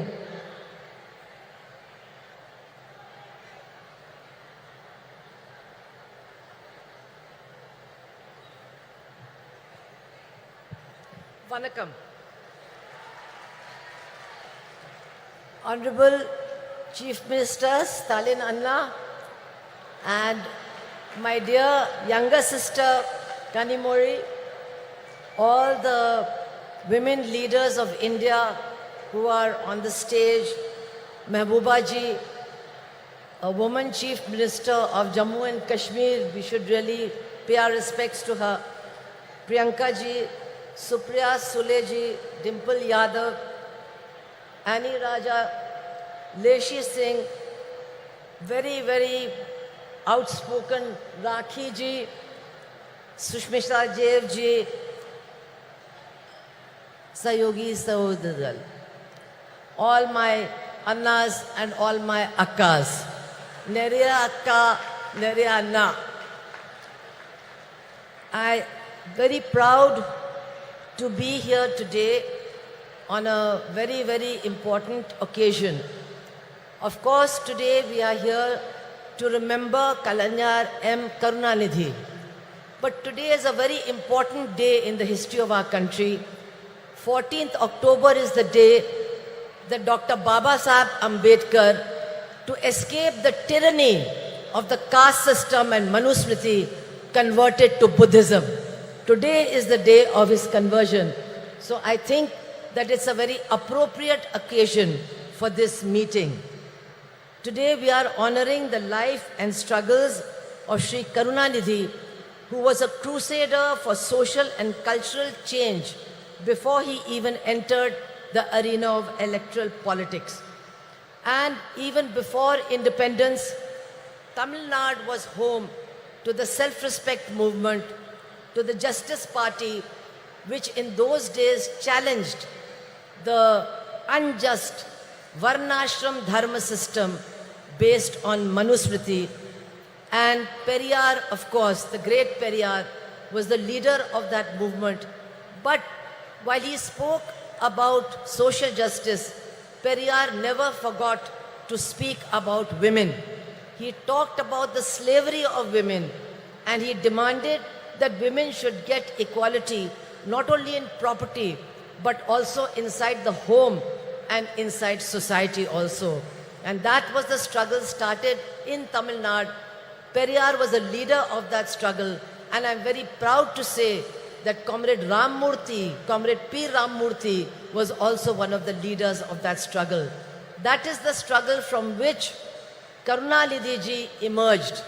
He was a writer, he was a poet, he was a script writer, he was a great journalist, he was a great orator.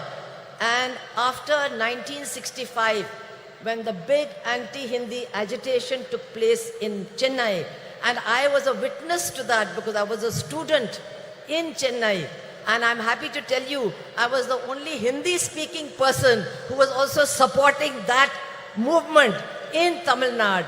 And it was that movement which changed the politics of Tamil Nadu, and the DMK, people like the Karunanidhi ji, they won not only the hearts and minds of the Tamil people, but also their votes. And very soon he became Chief Minister of Tamil Nadu, and he tried to translate the principles of the movement to which he belonged into government policy, which is not easy. He ensured equal property rights for women. He gave women in Tamil Nadu access to education, to jobs, and also to nutrition. Women are the most hungry people in our country, and hungry people cannot function. Today, India is 111 on the hunger list of our country in the reign of Narendra Modi. But governments like Tamil Nadu, left government of Kerala, have done a great service by trying to ensure that not a single woman and not a single child goes to sleep hungry. Their nutritional needs are taken care of. This is a great achievement.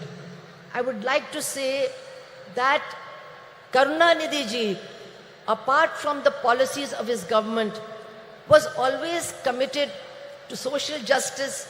He promoted self-respect marriages. He promoted rationalism, scientific thinking, and was constantly emphasizing that we must get rid of superstition and adopt scientific thinking. So many achievements are there.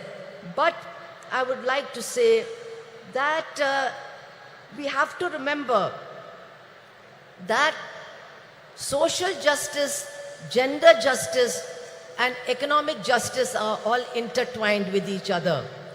One cannot be weakened if another one is promoted. All these battles have to be fought together, and only then will we be able to change our society. We have not yet succeeded in doing that. And today, actually, what we are witnessing is an onslaught by the Manuvadi forces against the struggle for progress, the struggle for justice, and the struggle for equality. We must understand who these people are who are ruling the country. Their mentors are the RSS, who in 1949 declared, we do not accept this constitution of Dr. Baba Sahib Ambedkar. The RSS declared that and said, we want to create a society based on Varnashram Dharma, based on Manusmriti. We will have a society based on that. And my dear sisters and brothers, for the last 9 years, that is what they have been doing. They have been trying to destroy the constitution, and they have been trying to replace it with Manuvadi laws and Manuvadi implementation of laws. And it is women who have suffered the most. It is women who are facing the worst kind of terror and oppression, especially in BJP-ruled states. What is happening there, I cannot even describe to you. In Uttar Pradesh alone, in 8 months, there have been 2,000 rapes and 2,000 murders. This is a record in India, in the biggest state ruled by the BJP. And they are trying to change many things they have done. But a very dangerous thing that they are doing is they are trying to introduce a Manuvadi system of delivery of justice. What they are doing is that now the punishment will depend on the religion and the caste of the criminal and the religion and the caste of the victim. So that is why we see that on Independence Day, 15th of August, Narendra Modi's state of Gujarat releases mass murderers and mass rapists who have destroyed Balkis Banu's family, who killed her 2 children and raped her mother, raped her sister-in-law, and killed the male members of her family. They were released on the 15th of August last year. We have seen that in Hathras in Uttar Pradesh, a Dalit girl who was gang raped, she was said to be a liar. The chief minister said she was a liar. When she died, her body was taken away by the police and burnt in the middle of the night. And the 4 people who were arrested, 3 of them have been released because they belong to the same caste as the chief minister of Uttar Pradesh, and the judge says there was no rape. We are seeing that a wrestler, the chief of the Wrestling Federation, who has been accused by the Delhi police of being a continuous sexual offender, he is sitting in that new building of Parliament, and the BJP party, the government, is not ready to take any action against him in spite of the struggle of the women wrestlers. We are seeing that after what happened in Manipur, which we have never seen in our country, that women were handed over by the police to a mob. They were stripped, they were gang raped, and our Chief Minister of Manipur and the Prime Minister of India, who are running a double-engine government, they did not have one word to say about the women and their suffering. And now after 5 months, those women are still crying for justice. Nobody is there to listen to them. This is what is happening in our country as far as women are concerned. And now, to try and get the women's votes, what does the BJP do? They pass the Women's Reservation Bill. It is now an act. But how do they pass it? Just like they give free gas cylinders. They give you 3 free gas cylinders and then they say, now you go and buy one for 1200 rupees. This is how they implement their policies. So, Women's Reservation Act has come. But when will it be implemented? Nobody knows. Teriyada. Araka teriyada. Nobody knows. When is this Women's Reservation Act going to come? 24? Illa. 29? Illa. After that, no. I want to tell you, brothers and sisters of Tamil Nadu, to get the Women's Reservation Act implemented, you have to throw out this BJP government, otherwise it will never be implemented. And now, I want to say in the end, that change is coming. There is no doubt about it, change is coming. We can feel the winds of change. And once again, not the BJP agenda, but the agenda of social justice, economic justice, gender justice, they are emerging to occupy center stage in this battle against the BJP. And here, the alternative policies of the left front government in Kerala, the strong Dravidian movement of Tamil Nadu, they are giving strength and inspiration to this movement so that we can all combine and defeat the BJP. I would only like to appeal to all my women, sisters over here, all the women over here, that yes, we are struggling for social justice, but we must remember, we must insist that social justice is not complete without gender justice, without justice for women. Social justice cannot be complete without economic justice, without justice for the poor and for the exploited workers and peasants of this country. The whole battle has to be fought together. Only then can we change the face of India. And definitely, Karunanidhi ji's memories will inspire us in this struggle. I want to end by saying, many of you remember that Karunanidhi ji was not only a poet and an administrator, he was also a great journalist. How can you forget his fiery articles in Murasoli, which created a storm in the state of Tamil Nadu? He was a great journalist. If he had been alive today, he would be very sad. He would be very sad to see that India is going to the bottom as far as press freedom is concerned. He would have been sad, but he would have been leading the struggle against what is happening to journalists and journalism in our country. He would have led the... I think Sonia ji has come. We can all welcome her and then I'll complete.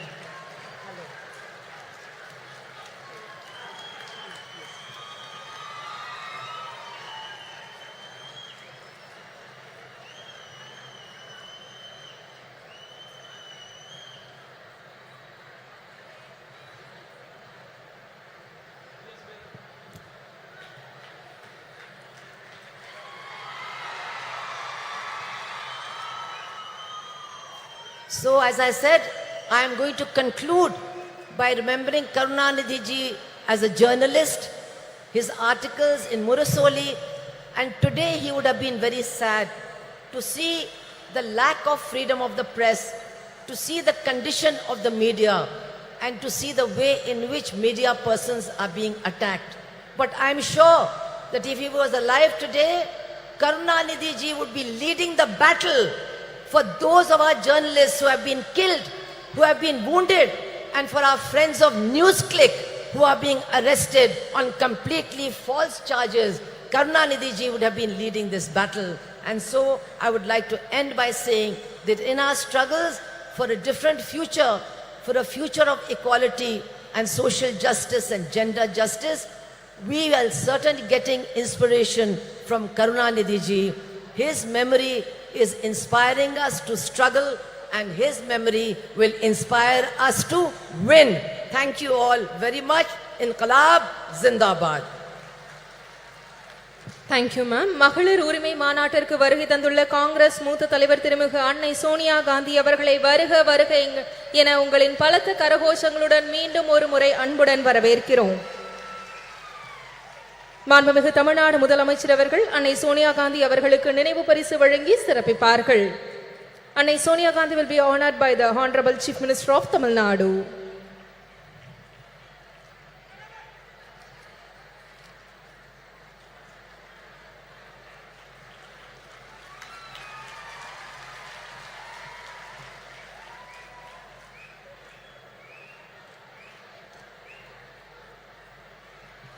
திராவிட இயக்க பாதையில் விளிம்புநிலை மக்களுக்காக சமரசமின்றி பணியாற்றி வரும் திராவிட முன்னேற்ற கழகத்தின் துணை பொதுச் செயலாளர் நாடாளுமன்ற உறுப்பினர் திருமிகு கனிமொழி கருணாநிதி அவர்களை உரையாற்ற அன்புடன் அழைக்கிறோம்.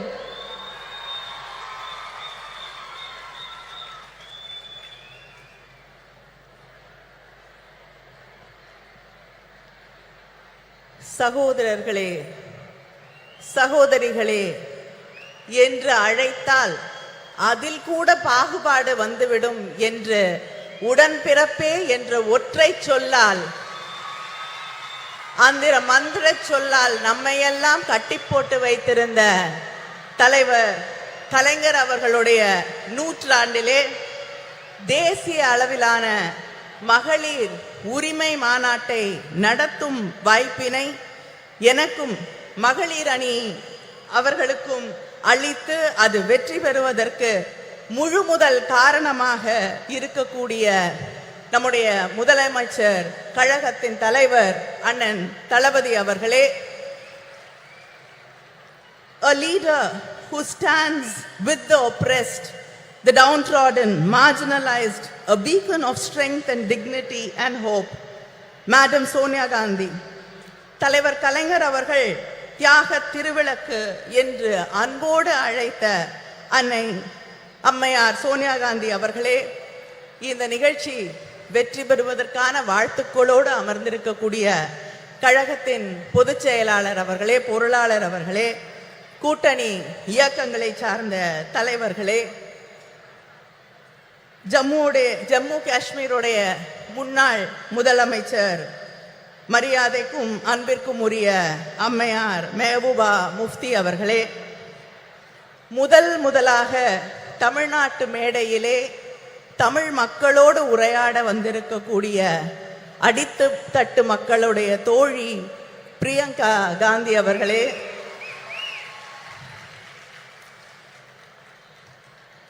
my friend and my sister, நாடாளுமன்றத்திலே எல்லோருடைய மரியாதையும் அன்பையும் பெற்றிருக்கக்கூடிய போராளி சுப்ரியா சூலே அவர்களே,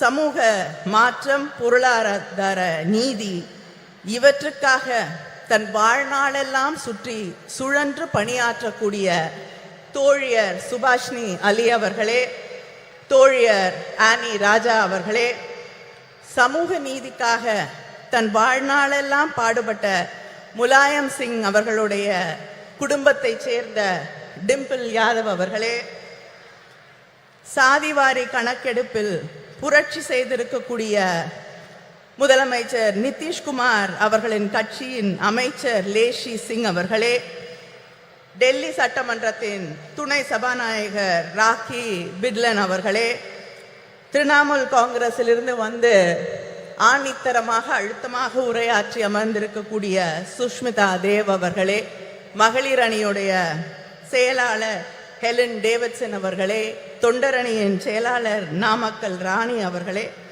இந்த நிகழ்ச்சியிலே கலந்து கொண்டிருக்கக்கூடிய அமைச்சர் பெருமக்களே, மாவட்ட கழகத்தின் செயலாளர்களே, இந்த கூட்டம் இவ்வளவு வெற்றிகரமாக நடைபெறுவதற்கு அத்தனை உதவிகளையும் செய்து இந்த கூட்ட ஏற்பாடுகளை எல்லாம் முன்னின்று நடத்தி தந்திருக்கக்கூடிய அமைச்சர் மா சுப்பிரமணியம் அவர்களே, அமைச்சர் தாமு அன்பரசன் அவர்களே, இந்த நிகழ்ச்சியிலே லேட்டா வந்தாலும் லேட்டஸ்டா வந்து கலந்து கொண்டிருக்கக்கூடிய இளைஞரணியின் செயலாளர் உதயநிதி அவர்களே, அவர் உள்ளிட்ட அணி செயலாளர்களே, நாடாளுமன்ற உறுப்பினர்களே, சட்டமன்ற உறுப்பினர்களே, திராவிட முன்னேற்ற கழகத்தின் முன்னணி செயல் வீரர்களே, உங்கள் அத்தனை பேருக்கும் என்னுடைய நன்றியை வணக்கத்தை தெரிவித்துக் கொள்கிறேன். ஒரு மெழுகுவர்த்தியை ஏற்றினால் 1000 விளக்குகளை ஏற்ற முடியும். அறிவொளி பெற்ற ஒரு பெண்ணாலும் அத்தகைய ஒளியை உருவாக்க முடியும் என்று சொன்னவர் தலைவர் கலைஞர் அவர்கள்.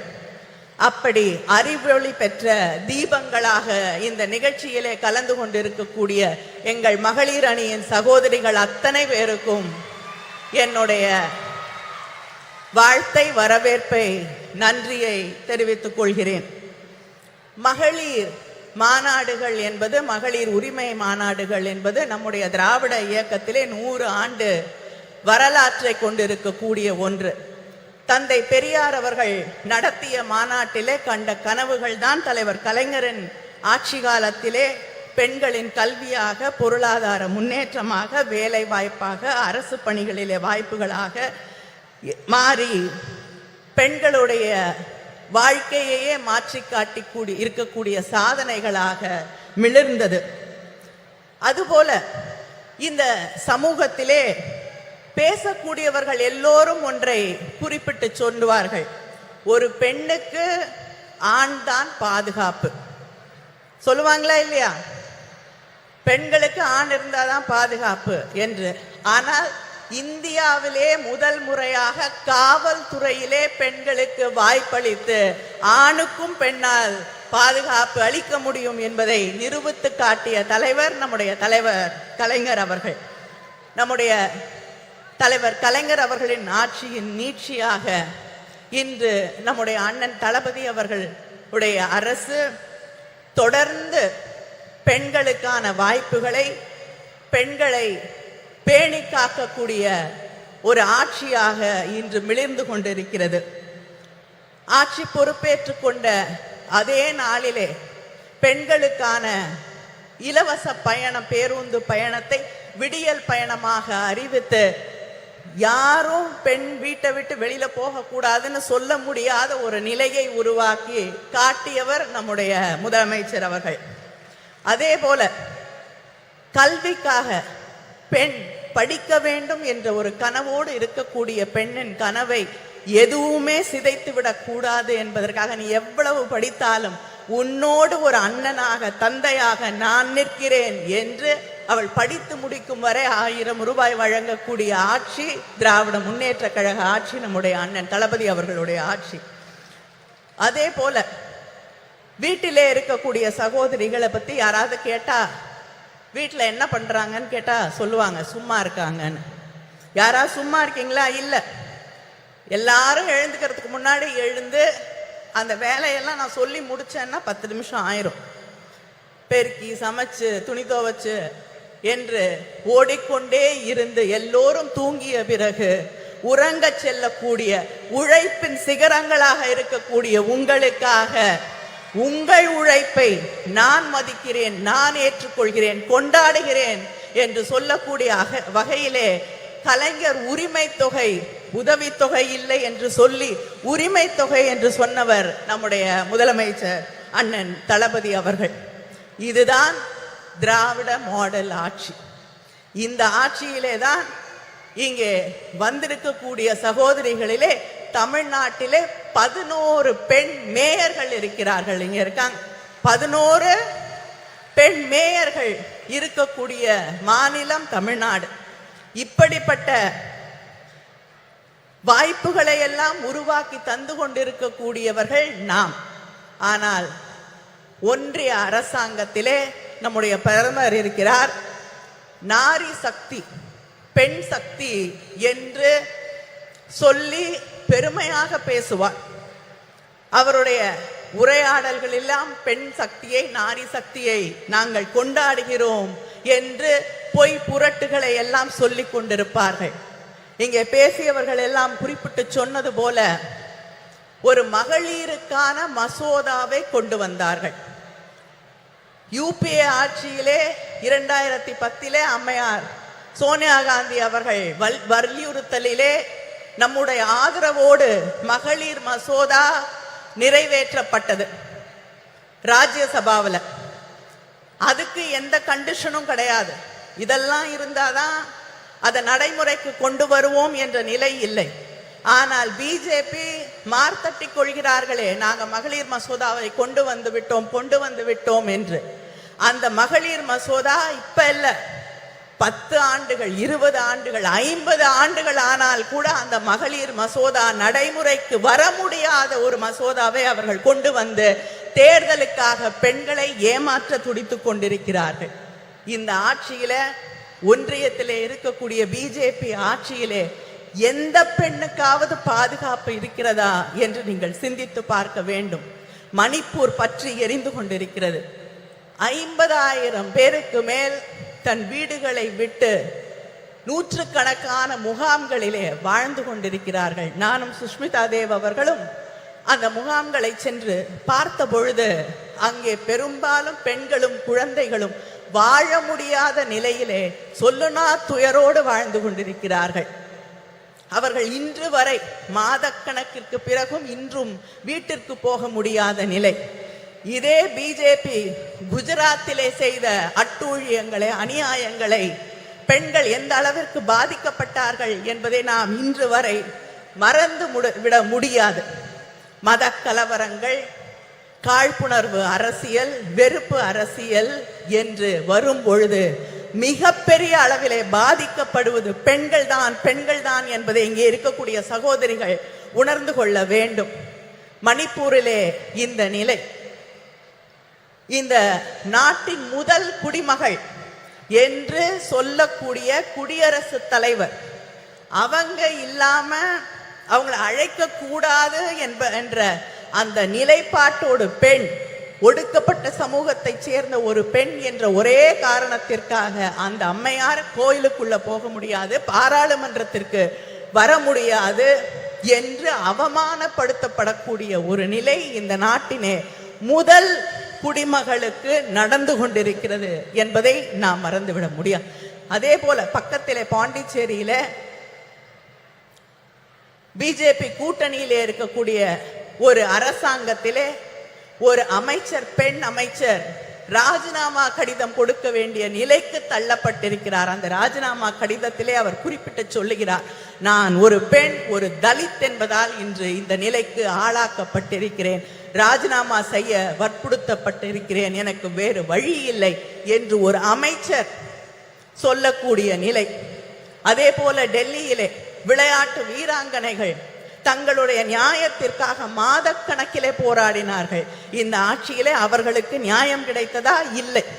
இப்படி யாருக்குமே, அது குடியரசுத் தலைவராக இருக்கட்டும், வீராங்கனைகளாக இருக்கட்டும், அமைச்சர்களாக இருக்கட்டும், சாதாரண சாமானிய வீட்டு பெண்களாக இருக்கட்டும், யாருக்குமே பாதுகாப்பில்லை, நியாயம் இல்லை என்று இருக்கக்கூடிய ஒரு நிலையைத்தான் மத்தியிலே, ஒன்றியத்திலே இருக்கக்கூடிய பிஜேபி ஆட்சி உருவாக்கி தந்திருக்கிறது.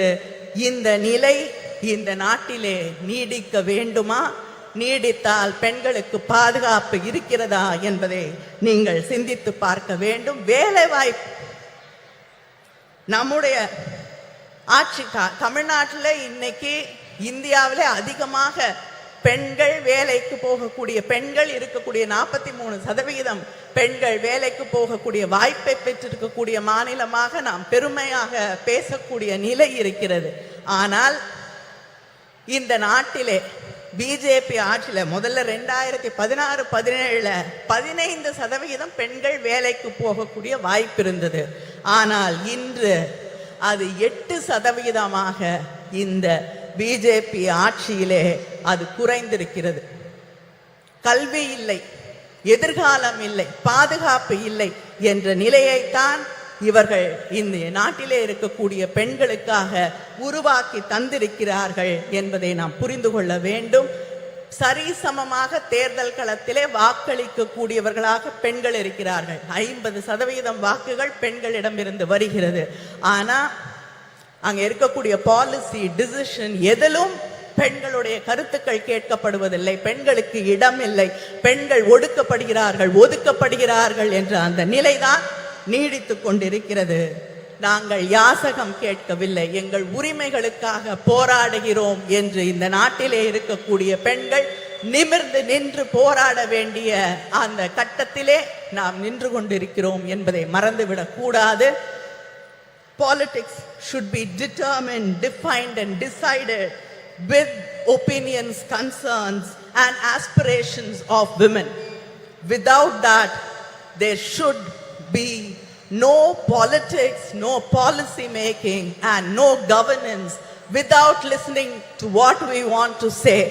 Let us come together, let us rewrite history and make sure there is justice. Justice just not for the women of this country, but justice for everybody, every human being in this country. Thank you.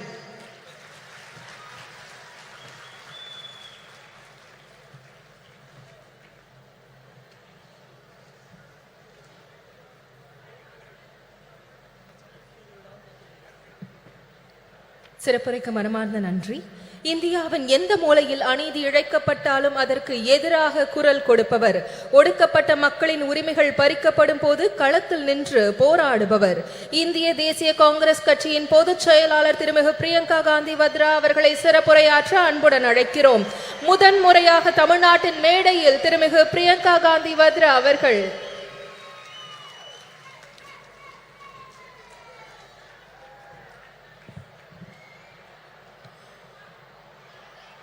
Thiru MK Stalin ji,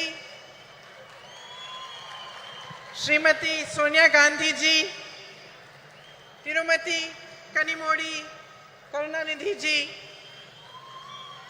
Srimati Meghbooba Mufti ji, Srimati Subhasini Ali ji, Srimati Supriya Sule ji, Srimati Lacey Singh ji, Srimati Ani Raja ji, Srimati Rakhi Bidlan ji, Srimati Dimple Yadav ji, Sushmita Dev ji. It is an honor for me to be here today to commemorate the 100th birthday of Thiru K. Karunanidhi and share the stage on this special meeting for women with all of you. 32 years ago, on the darkest night of my life, I first set foot on this land of Tamil Nadu. I was here to collect my father's shattered body. I was 19 years old and my mother was just a few years younger than I am today. As the door of the plane opened, the night grabbed us and drew us in. But I was not afraid of it, because the worst thing I could have imagined had already happened. A few hours earlier, my father had been killed. I had walked towards my mother that night, knowing that the words I was to speak would break her heart. Yet I spoke them, and I watched as the light of happiness was extinguished from her eyes forever. We walked down the stairs of the plane onto the tarmac of Minambakam Airport Terminal, shocked and alone. Then suddenly, as if sent by the embarrassed gods who had failed us, a crowd of women dressed in blue saris surrounded us. They were ladies who worked at the airport. They held my mother in their arms and cried inconsolably with her, as if they were all my mothers, as if they too had lost their beloved. In those shared tears, a bond formed between me, between my heart and the women of Tamil Nadu that I can neither explain nor ever erase. Ningal Daniyen Thai, Ningal Daniyen Sahodari, Inge Uguludan, Irupadai, Nan Perumayag,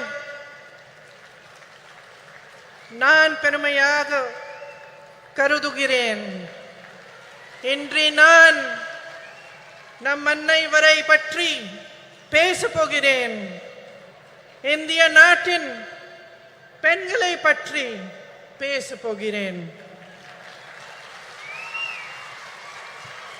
I am here to remind you that we are the strength of this proud and beautiful nation, which is our motherland. My sisters, no matter how rich we are or how poor we are, no matter whether we live in big cities, small towns or villages, no matter how well educated we are or how much lack of opportunity we have faced, we are the bedrock upon which our families and our societies are built brick by brick. We are the ones that carry the weight of our society on our shoulders. We do this with grace and courage. We do it with tenacity and strength of will, and our capacity to absorb pain and suffering is immense. We are proud of these qualities which have been passed on in our bones through generations and generations of oppression. But my sisters, I am here to remind you that we are more than this. We are greater than our ability to bear suffering. We are the ones that nurture and hold, that give to our children and to all those around us unfailingly. We are the ones who teach courage, the ones who teach love. It is us who understand forgiveness and us who know how to fight fearlessly in the face of adversity. We are the workforce powering our nation forward, and we are the millions of young women aspiring towards a better future. We know how to rise from the darkest night to claim a new dawn.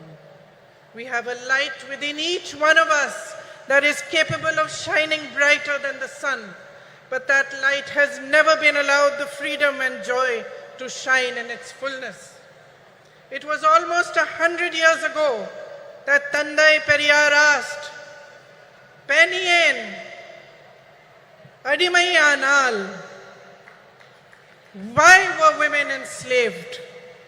Then he answered this question in a series of revolutionary essays in which he wrote about the economic and social enslavement of women. It was he who laid the foundation for the empowerment of women in Tamil Nadu, which Thiru Annadurai and Thiru Karunanidhi carried forward. My sisters, this empowered you, the women of Tamil Nadu, to show the way of emancipation and progress to the rest of India. Yet across our nation, beneath the surface of progress, we are still struggling with the harsh reality of an entrenched patriarchy that ensures the systemic oppression of women. In fact, almost a century after Tandai Periyar's essays were published, that same question looms large before us.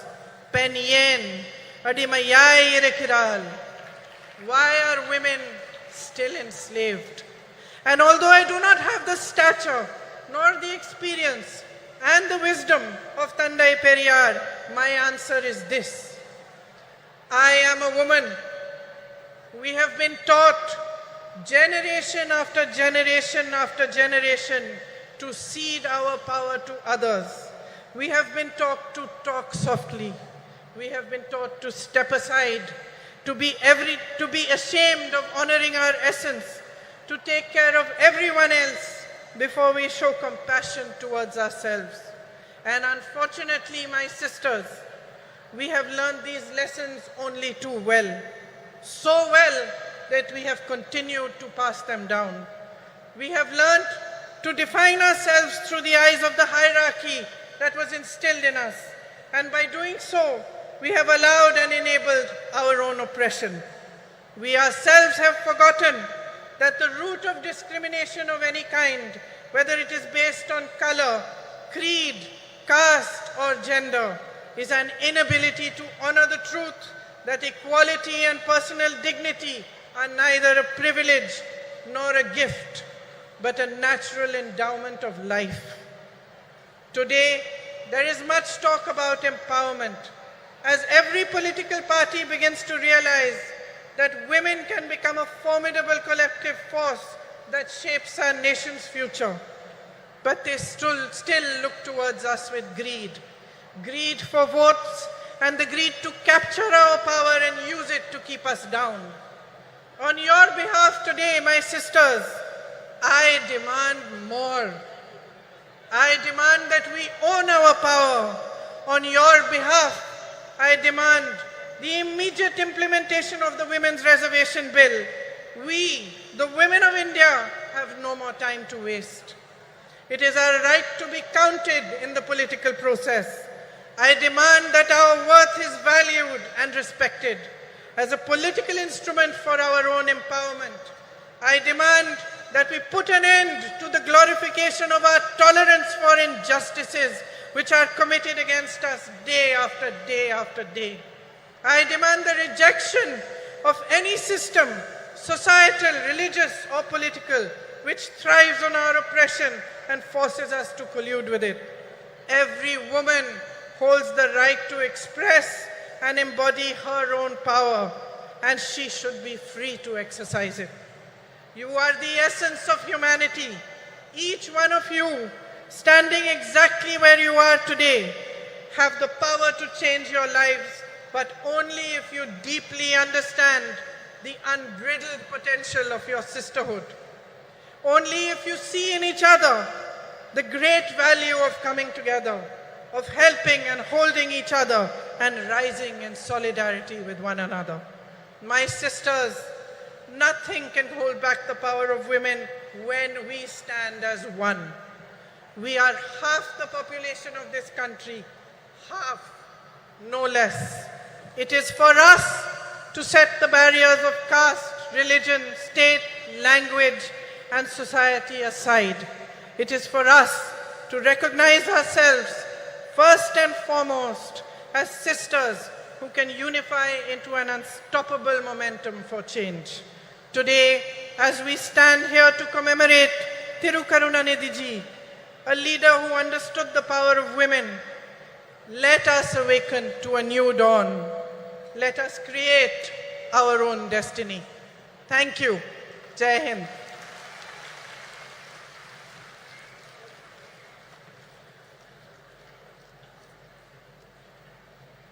முதன்முறையாக தமிழ்நாட்டின் மேடையில் தமிழிலும் இணைந்து சிறப்புரையாற்றியமைக்கு மனமார்ந்த நன்றியினை தெரிவித்துக் கொள்கிறோம். ஜனநாயக பற்றாளரும் ஜம்மு காஷ்மீர் மக்களின் பாதுகாப்பிற்காக அயராத பணியாற்றி வரும் முன்னாள் முதலமைச்சரும் மக்கள் ஜனநாயக கட்சியின் தலைவருமான திருமிகு மெஹபூபா முஃப்தி அவர்களை சிறப்புரையாற்ற அன்புடன் அழைக்கிறோம். It is great pleasure to extend a warm invitation to திருமிகு Mehbooba Mufti to deliver her special address.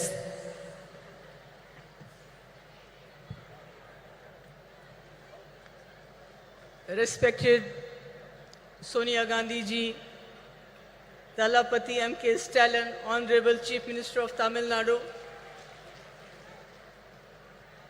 Kanimozhi, Karunanidhi ji, Priyanka Gandhi ji, Supriya Sole ji, Dimple Yadav ji, Subhasni Ali ji, Annie Raja ji, Miss Lesh Singh ji, Miss Rakhi Bidlan ji, and Miss Sushmita Dev ji, and all my brothers and sisters. I don't know whether I should call Akka and Anna.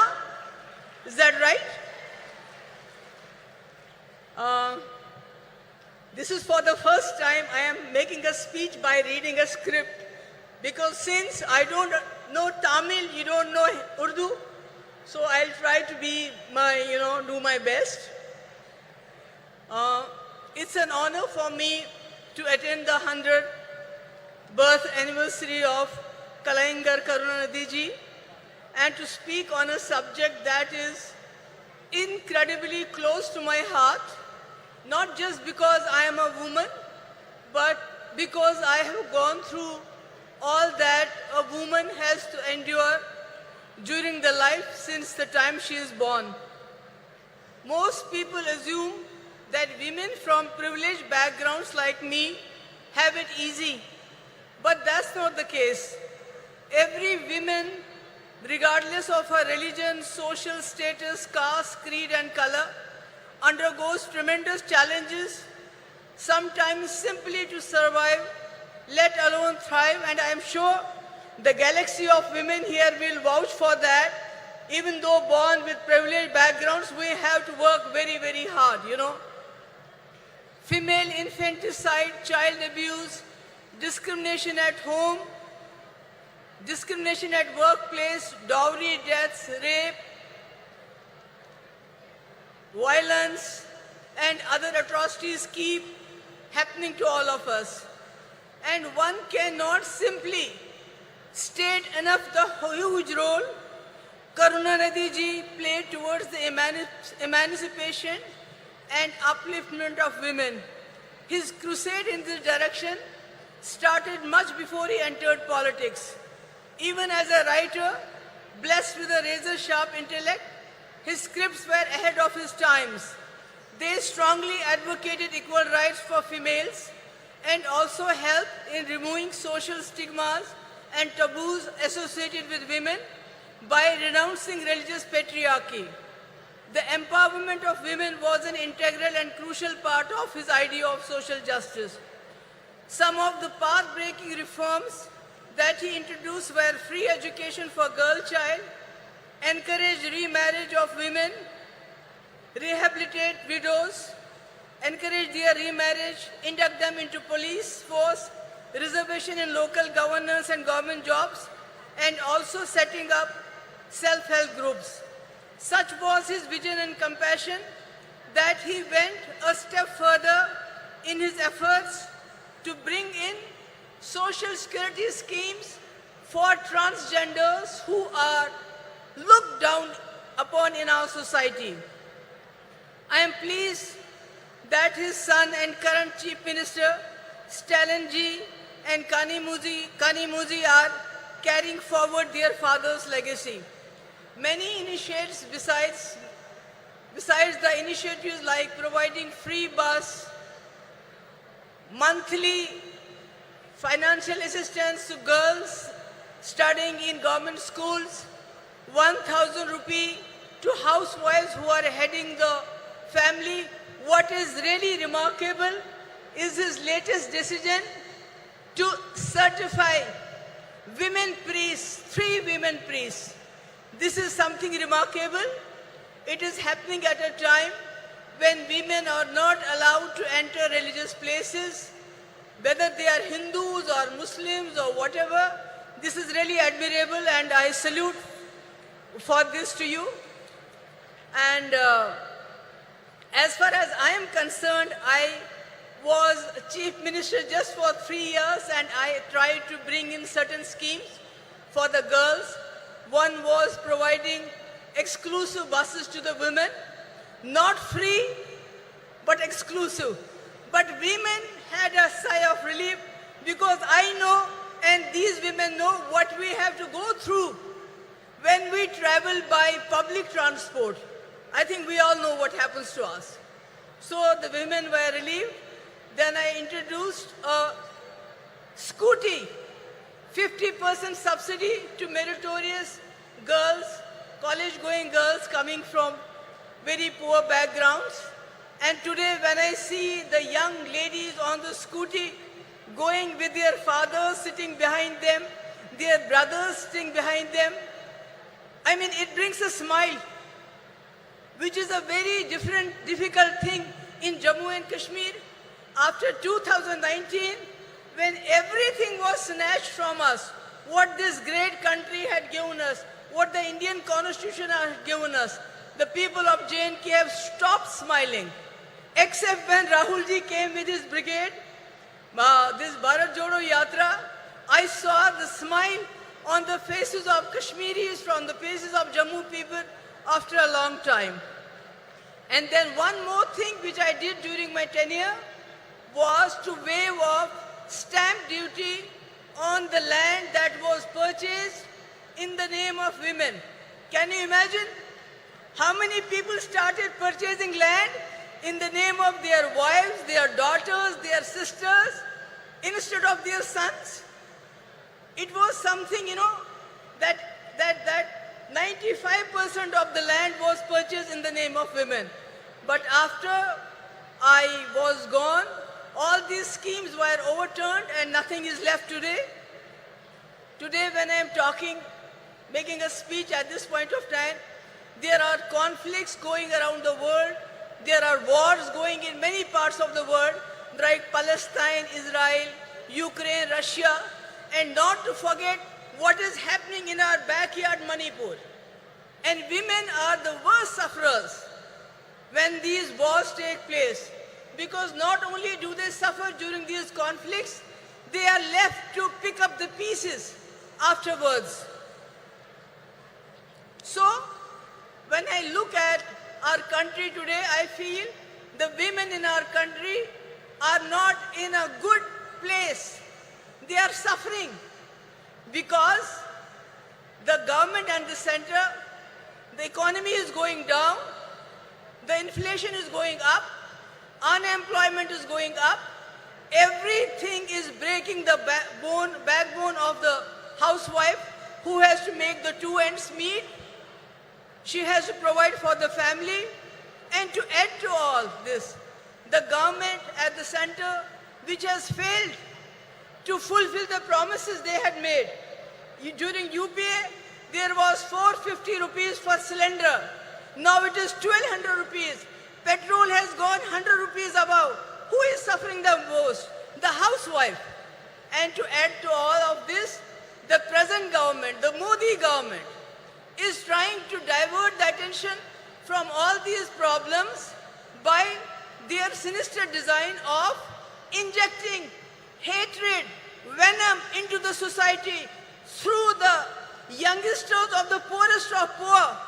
These poor boys are encouraged. They are provoked to lynch the people of other communities. They are garlanded. The people, the sons, the daughters of the ruling party are studying good education in and abroad. They are having good jobs, lucrative jobs. They are getting good contracts.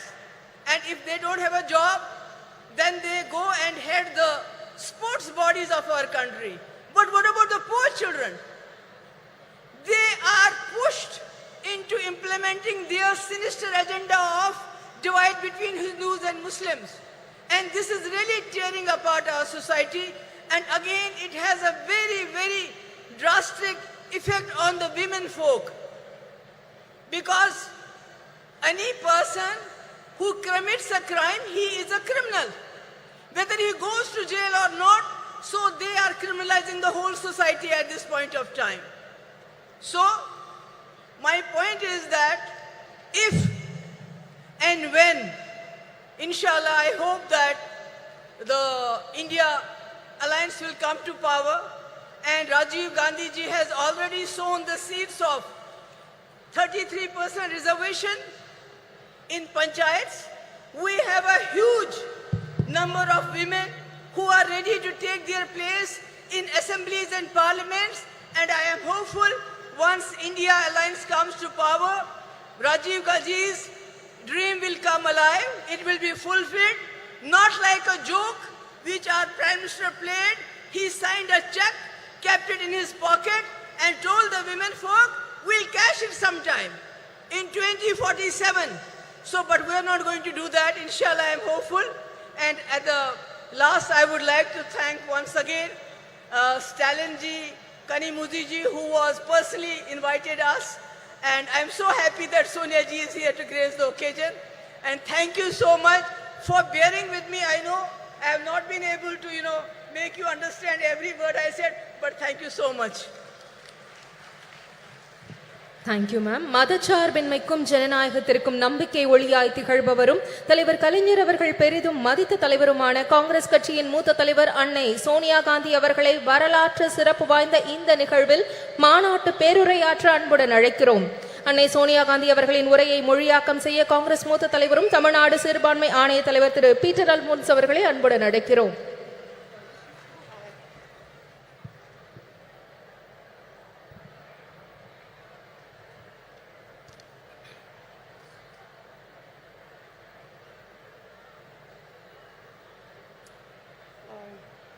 I think it's too high, no? No, leave it.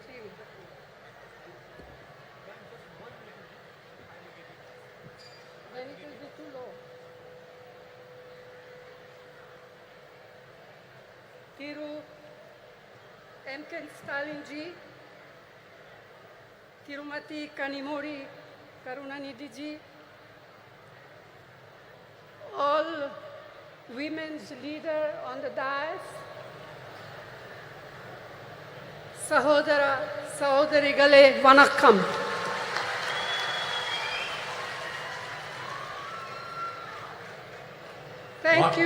Thank you, Chief Minister of Tamil Nadu, Thiru M.K. Stalin, for inviting me to this Women's Rights Conference. We are assembled here to commemorate the work and memory of the great son of India, Thiru Dr. K. Karunanidhi, lovingly called Kalanja. மாண்புமிகு ஸ்டாலின் அவர்களே, அன்பிற்குரிய கனிமொழி அவர்களே, மேடையிலே அமர்ந்திருக்கக்கூடிய மகளிர் தலைவர்களே, இந்த அருமையான நாளில் ஒரு மாபெரும் தலைவருடைய 100 ஆண்டு விழாவை முன்னிட்டு நடத்தப்படுகின்ற இந்த மகளிர் உரிமை மாநாட்டிற்கு என்னை அழைத்த முதலமைச்சர் ஸ்டாலின் அவர்களுக்கு என் நெஞ்சார்ந்த நன்றியினை தெரிவித்துக் கொள்கிறேன். A leader of many talents, a writer, a poet, a journalist, a chief minister of many terms, but above all, a leader who believed deeply in the upliftment of the deprived. தன்னுடைய வாழ்க்கை முழுமையும் ஏழை எளிய மக்களுக்காக உழைத்தவரும் இந்திய தாயினுடைய தவப்புதல்வர்களில் ஒருவரும் நம்மால் அன்போடு கலைஞர் என்று அழைக்கப்படக்கூடியவருமான அருமைக்குரிய தலைவர் கலைஞர் அவர்கள் ஒரு பன்முகத்தன்மை கொண்ட ஒரு மாபெரும் தலைவர். ஒரு எழுத்தாளராக, ஒரு பத்திரிகையாளராக, ஒரு முதலமைச்சராக, ஒரு நிர்வாகியாக அவர் ஆற்றிய பணிகள் மகத்தான பணிகள். He believed in equality of all, regardless of faith, caste, language or region. And ahead of his time, he was a champion of gender equality, which has now become something of a national movement. மாநிலம், மொழி, சாதி, மத நம்பிக்கை இவற்றிற்கெல்லாம் அப்பாற்பட்டு எல்லோரையும் சமத்துவமாக பார்க்கக்கூடிய ஒரு அருமையான தத்துவத்திலே அவர் நம்பிக்கை கொண்டிருந்தார்.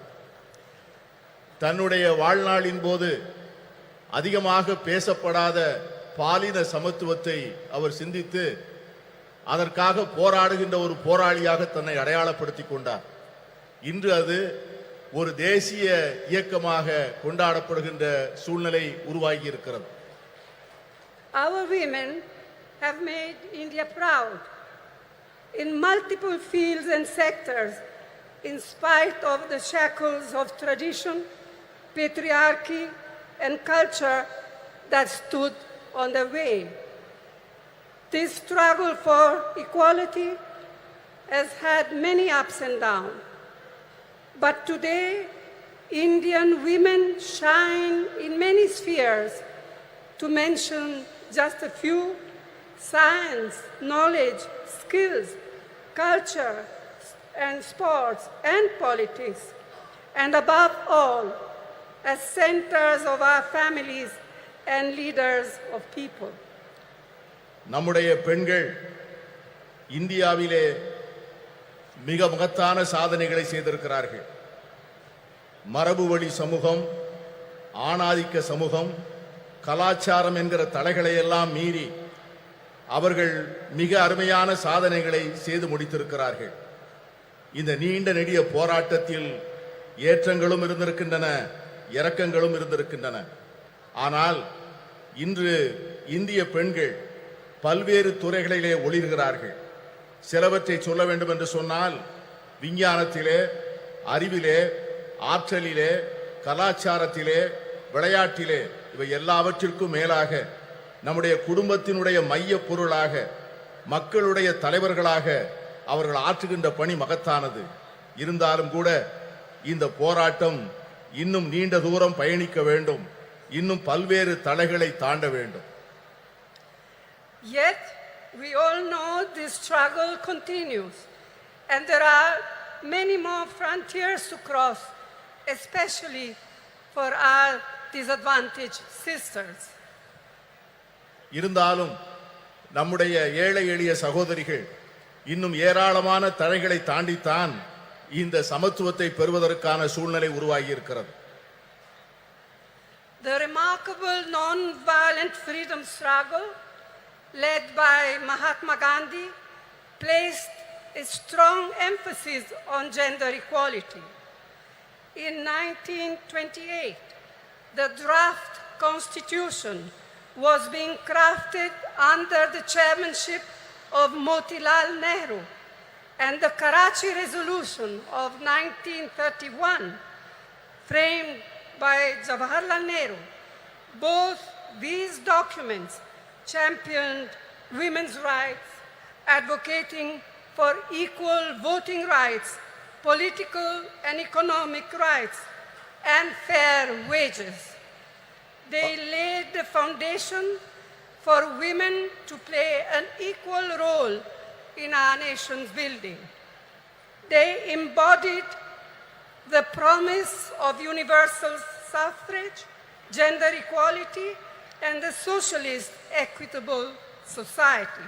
And this spirit continued when the Constitution of India, under the leadership, chairmanship of Dr. B.R. Ambedkar, was ultimately framed. Mahatma காந்தியினுடைய தலைமையிலே ஏற்றுக்கொள்ளப்பட்ட சாத்வீகமான வன்முறையற்ற சுதந்திர போராட்டம் மகளிர் சமத்துவத்தை முன்னிலைப்படுத்தியது. 1928 அரசியல் சாசன சட்ட வரைவு மோதிலால் நேரு அவர்கள் தலைமையிலான குழு தயார் செய்து அந்த அறிக்கையை சமர்ப்பித்தது. அதற்கு பிறகு கராச்சியில் நடந்த அகில இந்திய காங்கிரஸ் மாநாட்டில் இந்த தேசத்தினுடைய முதல் பிரதமர் ஜவஹர்லால் நேரு அவர்கள் கராச்சி தீர்மானம் என்கிற பெயரிலே வடிவமைக்கப்பட்ட தீர்மானங்கள், இந்த இரண்டு ஆவணங்களும் பெண்களுடைய உரிமைகளை கொண்டாடுவதிலும் அவர்களுக்கு வாக்குரிமை அளிப்பதிலே சமத்துவம் வழங்கப்பட வேண்டும் என்பதையும், பொருளாதாரத்திலும் அரசியலிலும் செயல்பாடுகளிலே அவர்களுக்கு சரியான பங்கு தரப்பட வேண்டும் என்பதையும் வலியுறுத்தியது. இந்த இரண்டு ஆவணங்களும் அந்த அடிப்படையில் தான் நம்முடைய பெண்கள் ஒரு மிகப்பெரிய ஒரு சமூக மாற்றத்திற்கான முன்னெடுப்பை நோக்கி பார்க்க ஆரம்பித்தார்கள்.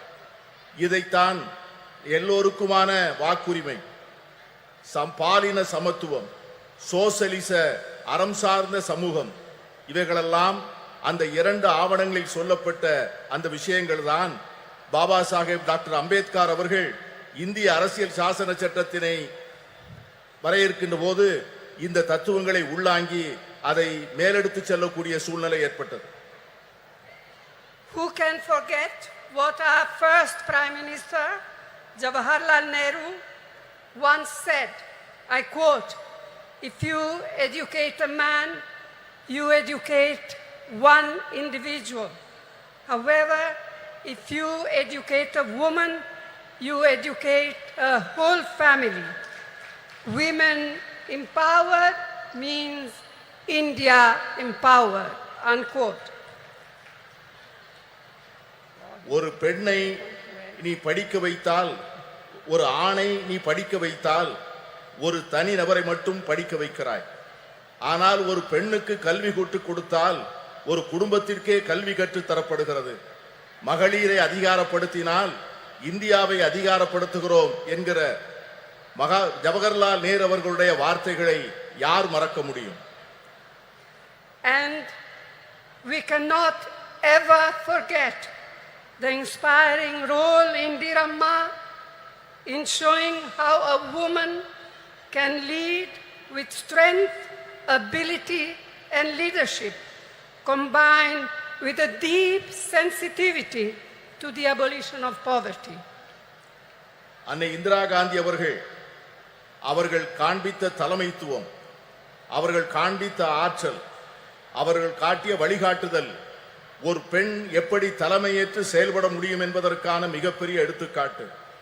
ஏழை எளிய மக்களுக்கான நல்வாழ்வை அளிப்பதற்கும் வறுமையை ஒழிக்க வேண்டும் என்கிற அர்ப்பணிப்போடும் அவர்கள் ஆற்றிய பணியை யாரும் மறக்க முடியாது.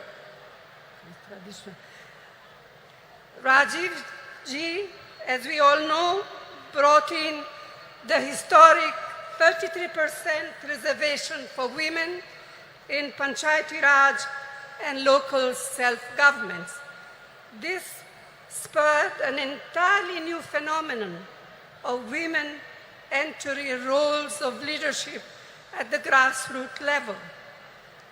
அமர ராஜீவ் காந்தி அவர்கள் வரலாற்று புகழ்மிக்க 33 விழுக்காடு இடஒதுக்கீட்டை பெண்களுக்காக பஞ்சாயத்து ராஜ் சட்டத்திலும் உள்ளூர் ஆட்சி அமைப்புகளிலும் கொண்டு வந்தார். அந்த சட்ட திருத்தமானது சமூகத்தினுடைய அடித்தளத்திலே ஒரு மிகப்பெரிய மாற்றத்தை ஏற்படுத்தி பெண்களுக்கு தலைமை பொறுப்புகளை அளித்து ஒரு பெரிய சமூக புரட்சிக்கு வித்திடுகின்ற மிகப்பெரிய திட்டமாக அது அமைந்தது. It was a vital stepping stone towards the reservation on a similar 1/3 of seats in the Lok Sabha, which the Indian National Congress has pioneered in Parliament and outside. Rajiv Gandhi அவர்கள் ஏற்படுத்தி கொடுத்த 33 விழுக்காடு இடஒதுக்கீடு தான் இன்று பாராளுமன்றத்திலே மகளிருக்கு 33 விழுக்காடு இடம் ஒதுக்கப்பட வேண்டும் என்கிற சட்டத்தினுடைய முன்னெடுப்பாக அமைந்தது. இந்த சட்டத்தை நிறைவேற்றுவதற்காக இந்திய தேசிய காங்கிரஸ் கட்சி பாராளுமன்றத்திற்குள்ளே பல முயற்சிகளை மேற்கொண்டது. The Women Reservation Bill introduced by the UPA, by UPA 2, was passed by the Rajya Sabha, but a lack of consensus prevented it from being passed in the Lok Sabha. Now, the Women's Reservation Bill has finally been passed due to our relentless persistence, all of us, not just the Congress, our relentless persistence and effort. But as we all know, it has still a long way to come. And as Meghbooba ji said, and as many of us, Member of Parliament, said in our intervention in Parliament, when is the bill now going to be implemented? In 1 year, in 2 years, in 3 years? We have no idea. Yes, I can see that some of you men are happy, but we are not. We women are not. And we are going to fight for it till we eventually get there, whether you men like it or not. மகளிர் இடஒதுக்கீட்டுக்கான சட்டம் ஐக்கிய முற்போக்கு கூட்டணி அரசால் 2010 March மாதம் 9ஆம் தேதி மாநிலங்களவையிலே நிறைவேற்றப்பட்டது. ஆனால் மக்களவையிலே ஒரு கருத்தொற்றுமையை உருவாக்க முடியாத காரணத்தினால் அந்த சட்டத்தினை நிறைவேற்ற முடியவில்லை. இப்பொழுது இந்த சட்டம் நிறைவேறியிருக்கிறது என்று சொன்னாலும் கூட இந்த சட்டத்திற்காக நாம் எடுத்துக்கொண்ட முயற்சிகளும் நாம் கொடுத்த அழுத்தங்களும் அதிகம். இங்கே பேசிய பல்வேறு உறுப்பினர்கள் பேசியது போல இந்த சட்டம் என்றைக்கு நடைமுறைக்கு வரும், என்று அமுல்படுத்தப்படும் என்கிற ஒரு தெளிவே இல்லாத ஒரு சூழ்நிலையிலே இந்த ஆண்டா அடுத்த ஆண்டா இன்னும் சில ஆண்டுகள் கழித்தா என்கிற ஒரு நிரந்தரமற்ற தன்மையிலே இந்த சட்டம் உருவாக்கி இருப்பது நாளை வருகின்ற இந்தியா கூட்டணி வந்துதான் இந்த சட்டத்தை நிறைவேற்றி தர வேண்டிய சூழ்நிலையை உருவாக்கும் என்கிற எண்ணத்தை தருகிறது. I am glad to be able to say here today that the government of Tamil Nadu under Thiru Annadurai and then Thiru Karunanidhi laid the foundations of incredible changes in status and opportunity for women. Today, Tamil Nadu stands as a beacon of women's equality and women's development. அறிஞர் அண்ணா அவர்களுடைய தலைமையிலே அமைந்த அரசும் அதனைத் தொடர்ந்து கலைஞர் கருணாநிதி அவர்கள் தலைமையிலே தொடர்ந்த அரசும் எடுத்துக் கொடுத்த முன்னெடுப்புகளும் செயல்படுத்திய திட்டங்களும் பெண்களுடைய வாழ்க்கையிலே பல புரட்சிகரமான மாற்றங்களையும் முன்னேற்றங்களையும் தந்திருக்கிறது. அதன் அடிப்படையில் தான் இன்று தமிழ்நாடு இந்தியாவே புகழ்ந்து கொண்டாடக்கூடிய மகளிர் உரிமைகளிலும் மகளிருடைய சமத்துவத்தையும் கொண்டாடக்கூடிய ஒரு ஒளி விளக்காக திகழ்கிறது என்று சொன்னால் அது மிகையாக. In his historic 5 terms as Chief Minister of Tamil Nadu, Thiru Karunanidhi brought the provision of reservation for women in the police way back in 1973. வரலாற்று புகழ்மிக்க 5 முறை முதலமைச்சராக இருந்த கலைஞர் அவர்களுடைய ஆட்சி காலத்தில்தான் பெண்களுடைய காவல்துறையிலே பெண்களுடைய பங்கை அவர்கள் உறுதி செய்தார்கள். இன்று தமிழகத்திலே இருக்கின்ற காவல்துறையிலே 1/4 பங்கு பெண்களாக இருப்பது எவ்வளவு பெருமைப்படக்கூடிய ஒரு செயல். Today, 1/4 of its police force, of Tamil Nadu police force, are women. இன்று இருக்கின்ற காவல்துறையினரில் 1/4 பங்கை சார்ந்தவர்கள் பெண்கள் என்கிற சூழ்நிலை இருக்கிறது.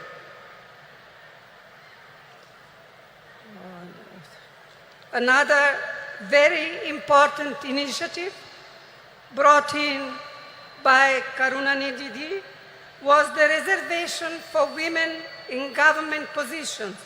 Today, women's participation in government services exceeds 30%. And I am told that just recently, Chief Minister Stalin has raised it to 40%. And I commend your Chief Minister for this. கலைஞர் கருணாநிதி அவர்கள் செய்த முக்கியமான மற்றொரு சீர்திருத்தம் என்னவென்று சொன்னால் அரசு பணிகளிலே பெண்களுக்கான இடஒதுக்கீட்டை செய்தது. அதன் விளைவாக அரசு பணிகளிலே 30 விழுக்காட்டை சார்ந்தவர்கள் பெண்களாக இருந்தார்கள். இன்று நம்முடைய முதலமைச்சர் ஸ்டாலின் அவர்கள் தலைமையிலே செயல்படுகின்ற அரசு அந்த 30 விழுக்காட்டை 40 விழுக்காடாக உயர்த்தி பெண்களை பெருமைப்படுத்தி இருக்கிறது. And it comes at no surprise that through initiatives like the midday meal program, the promotion of women empowerment, and encouragement of female education, Tamil Nadu boasts today of some of the most impressive maternal and infant mortality rates in India. பெண்களுடைய நல்வாழ்வுக்காக தமிழக அரசால் எடுத்துக்கொள்ளப்பட்டிருக்கின்ற பல்வேறு திட்டங்கள், சத்துணவு திட்டங்கள், பெண்களுடைய நல்வாழ்வுக்காக எடுத்துக்கொள்ளப்படுகின்ற மருத்துவத்துறையிலே செயல்படுத்தப்படுகின்ற திட்டங்கள், தாய்மார்களுக்காகவும் பால் குடிக்கும் சேய்களுக்காகவும் அரசாங்கம் நிறைவேற்றுகின்ற பல்வேறு திட்டங்கள் மிக சிறப்பாக செயல்படுகின்ற காரணத்தினால்தான் இன்று தமிழ்நாட்டிலே தாய் சேய் இறப்பு விகிதம் இந்தியாவிலேயே மிக குறைந்த நிலையிலே இருப்பதற்கு காரணம் அதுதான். It is unfortunate that many of these efforts and programs to help to empower women have not been reflected at the national level.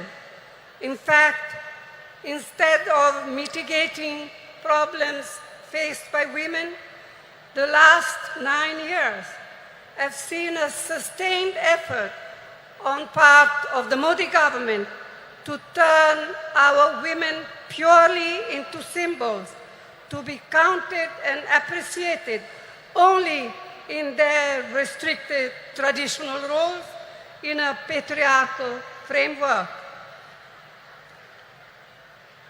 கடந்த சில ஆண்டுகளாக கடந்த 9 ஆண்டுகளாக மோடி அரசினுடைய நடவடிக்கைகள், இந்த நாம் ஏற்றுக்கொண்டிருக்கின்ற திட்டங்கள், நாம் பெற்றுத்தந்த உரிமைகள், கடந்த 70 ஆண்டுகளிலே நாம் செய்த நல்ல முயற்சிகளை எல்லாம் சீரழிக்கின்ற வகையிலே செயல்படுவது நமக்கு ஏற்பட்டிருக்கிற மிகப்பெரிய துரதிர்ஷ்டம்.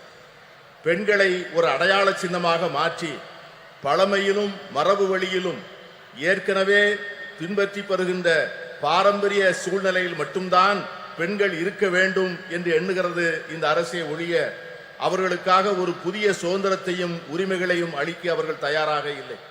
இதை போலத்தான் எல்லா துறைகளிலும் எல்லா சுதந்திரத்திற்கும் சமத்துவத்திற்கும் அறம் சார்ந்த சமுதாயத்திற்குமாக நாம் பெற்ற அனைத்து உரிமைகளையும் கடந்த 9 ஆண்டுகளாக அவைகள் அனைவரும் தொடர்ந்து முறையாக சீரழிக்கப்பட்டு வருவதை நான் சுட்டிக்காட்ட விரும்புகிறேன்.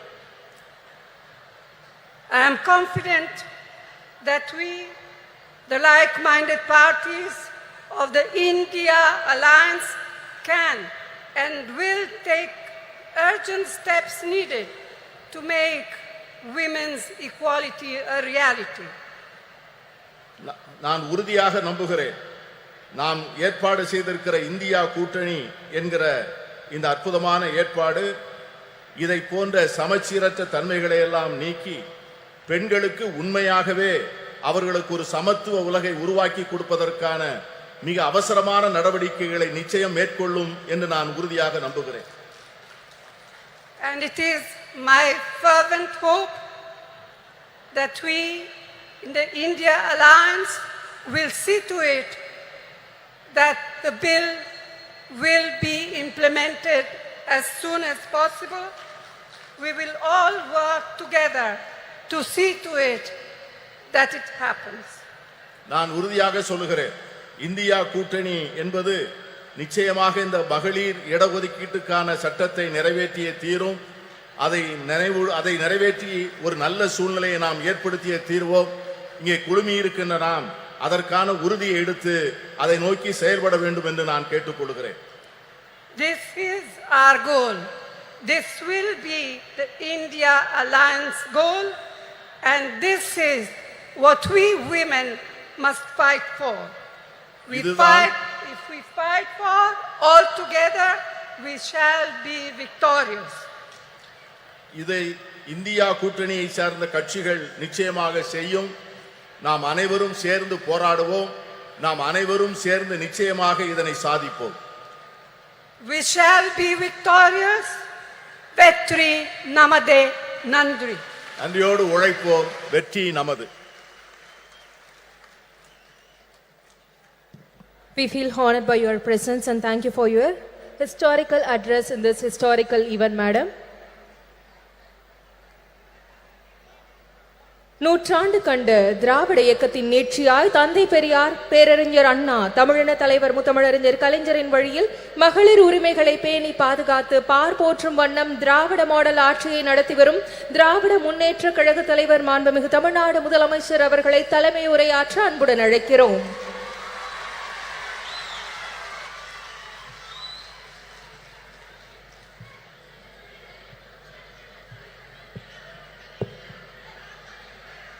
அன்புள்ள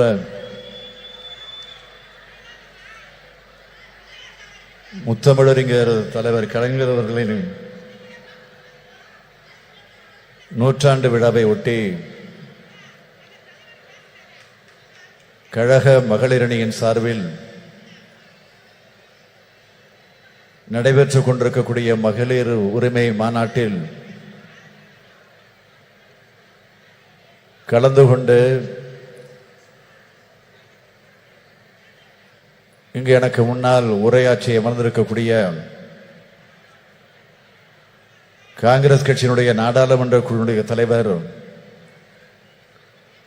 பெருமதிப்பிற்குரிய அன்னை சோனியா காந்தி அவர்களே, மாண்புமிகு நீர்வளத்துறை அமைச்சர் அண்ணன் துரைமுருகன் உள்ளிட்ட அமைச்சர் பெருமக்களே, முன்னிலை பொறுப்பை ஏற்று முனைப்பாக இந்த நிகழ்ச்சியை ஏற்பாடு செய்து வெற்றி கண்டிருக்கக்கூடிய கழகத்தினுடைய துணை பொதுச் செயலாளர், நாடாளுமன்ற குழுவினுடைய துணைத் தலைவர் என்னுடைய அருமை தங்கை கனிமொழி அவர்களே,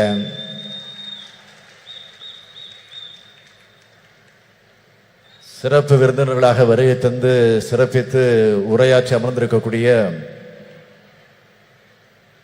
மரியாதைக்குரிய திருமதி பிரியங்கா காந்தி அவர்களே, முன்னாள் முதலமைச்சர் திருமதி மெஹபூபா முஃப்தி அவர்களே, திருமதி சுப்ரியா சுலே எம்பி அவர்களே, மாண்புமிகு பீகார் மாநிலத்தினுடைய அமைச்சர் திருமதி லட்சுமி சிங் அவர்களே, திருமதி சுபாஷினி அலி அவர்களே, திருமதி டிம்பிள் யாதவ் எம்பி அவர்களே, திருமதி ஆனி ராஜா அவர்களே, திருமதி ராக்கி பிட்லன் அவர்களே, திருமதி சுஷ்மிதா தேவ் அவர்களே, திருமதி சுகேஷ் சிங் அவர்களே, நாடாளுமன்ற சட்டமன்ற முன்னாள் இந்நாள் உறுப்பினர்களே, நம்முடைய தோழமை கட்சிகளை சார்ந்திருக்கக்கூடிய முன்னோடிகளே, தலைவர் பெருமக்களே, கழக மகளிரணியின் செயலாளர் திருமதி ஹெலன் டேவிட்சன் அவர்களே, மகளிரணியினுடைய தொண்டரணி செயலாளர் திருமதி நாமக்கல் ராணி அவர்களே, திரளாக திரண்டிருக்கக்கூடிய மகளிரணியை சார்ந்த சகோதரிகளே, உள்ளாட்சி அமைப்பு பிரதிநிதிகளே,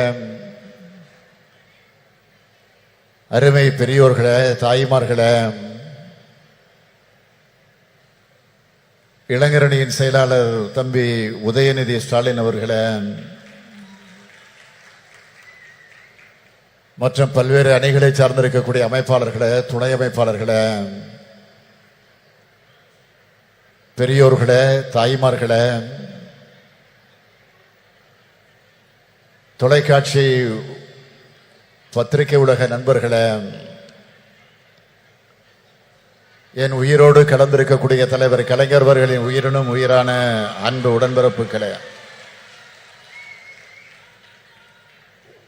உங்கள் அனைவருக்கும் என்னுடைய அன்பான வணக்கம்.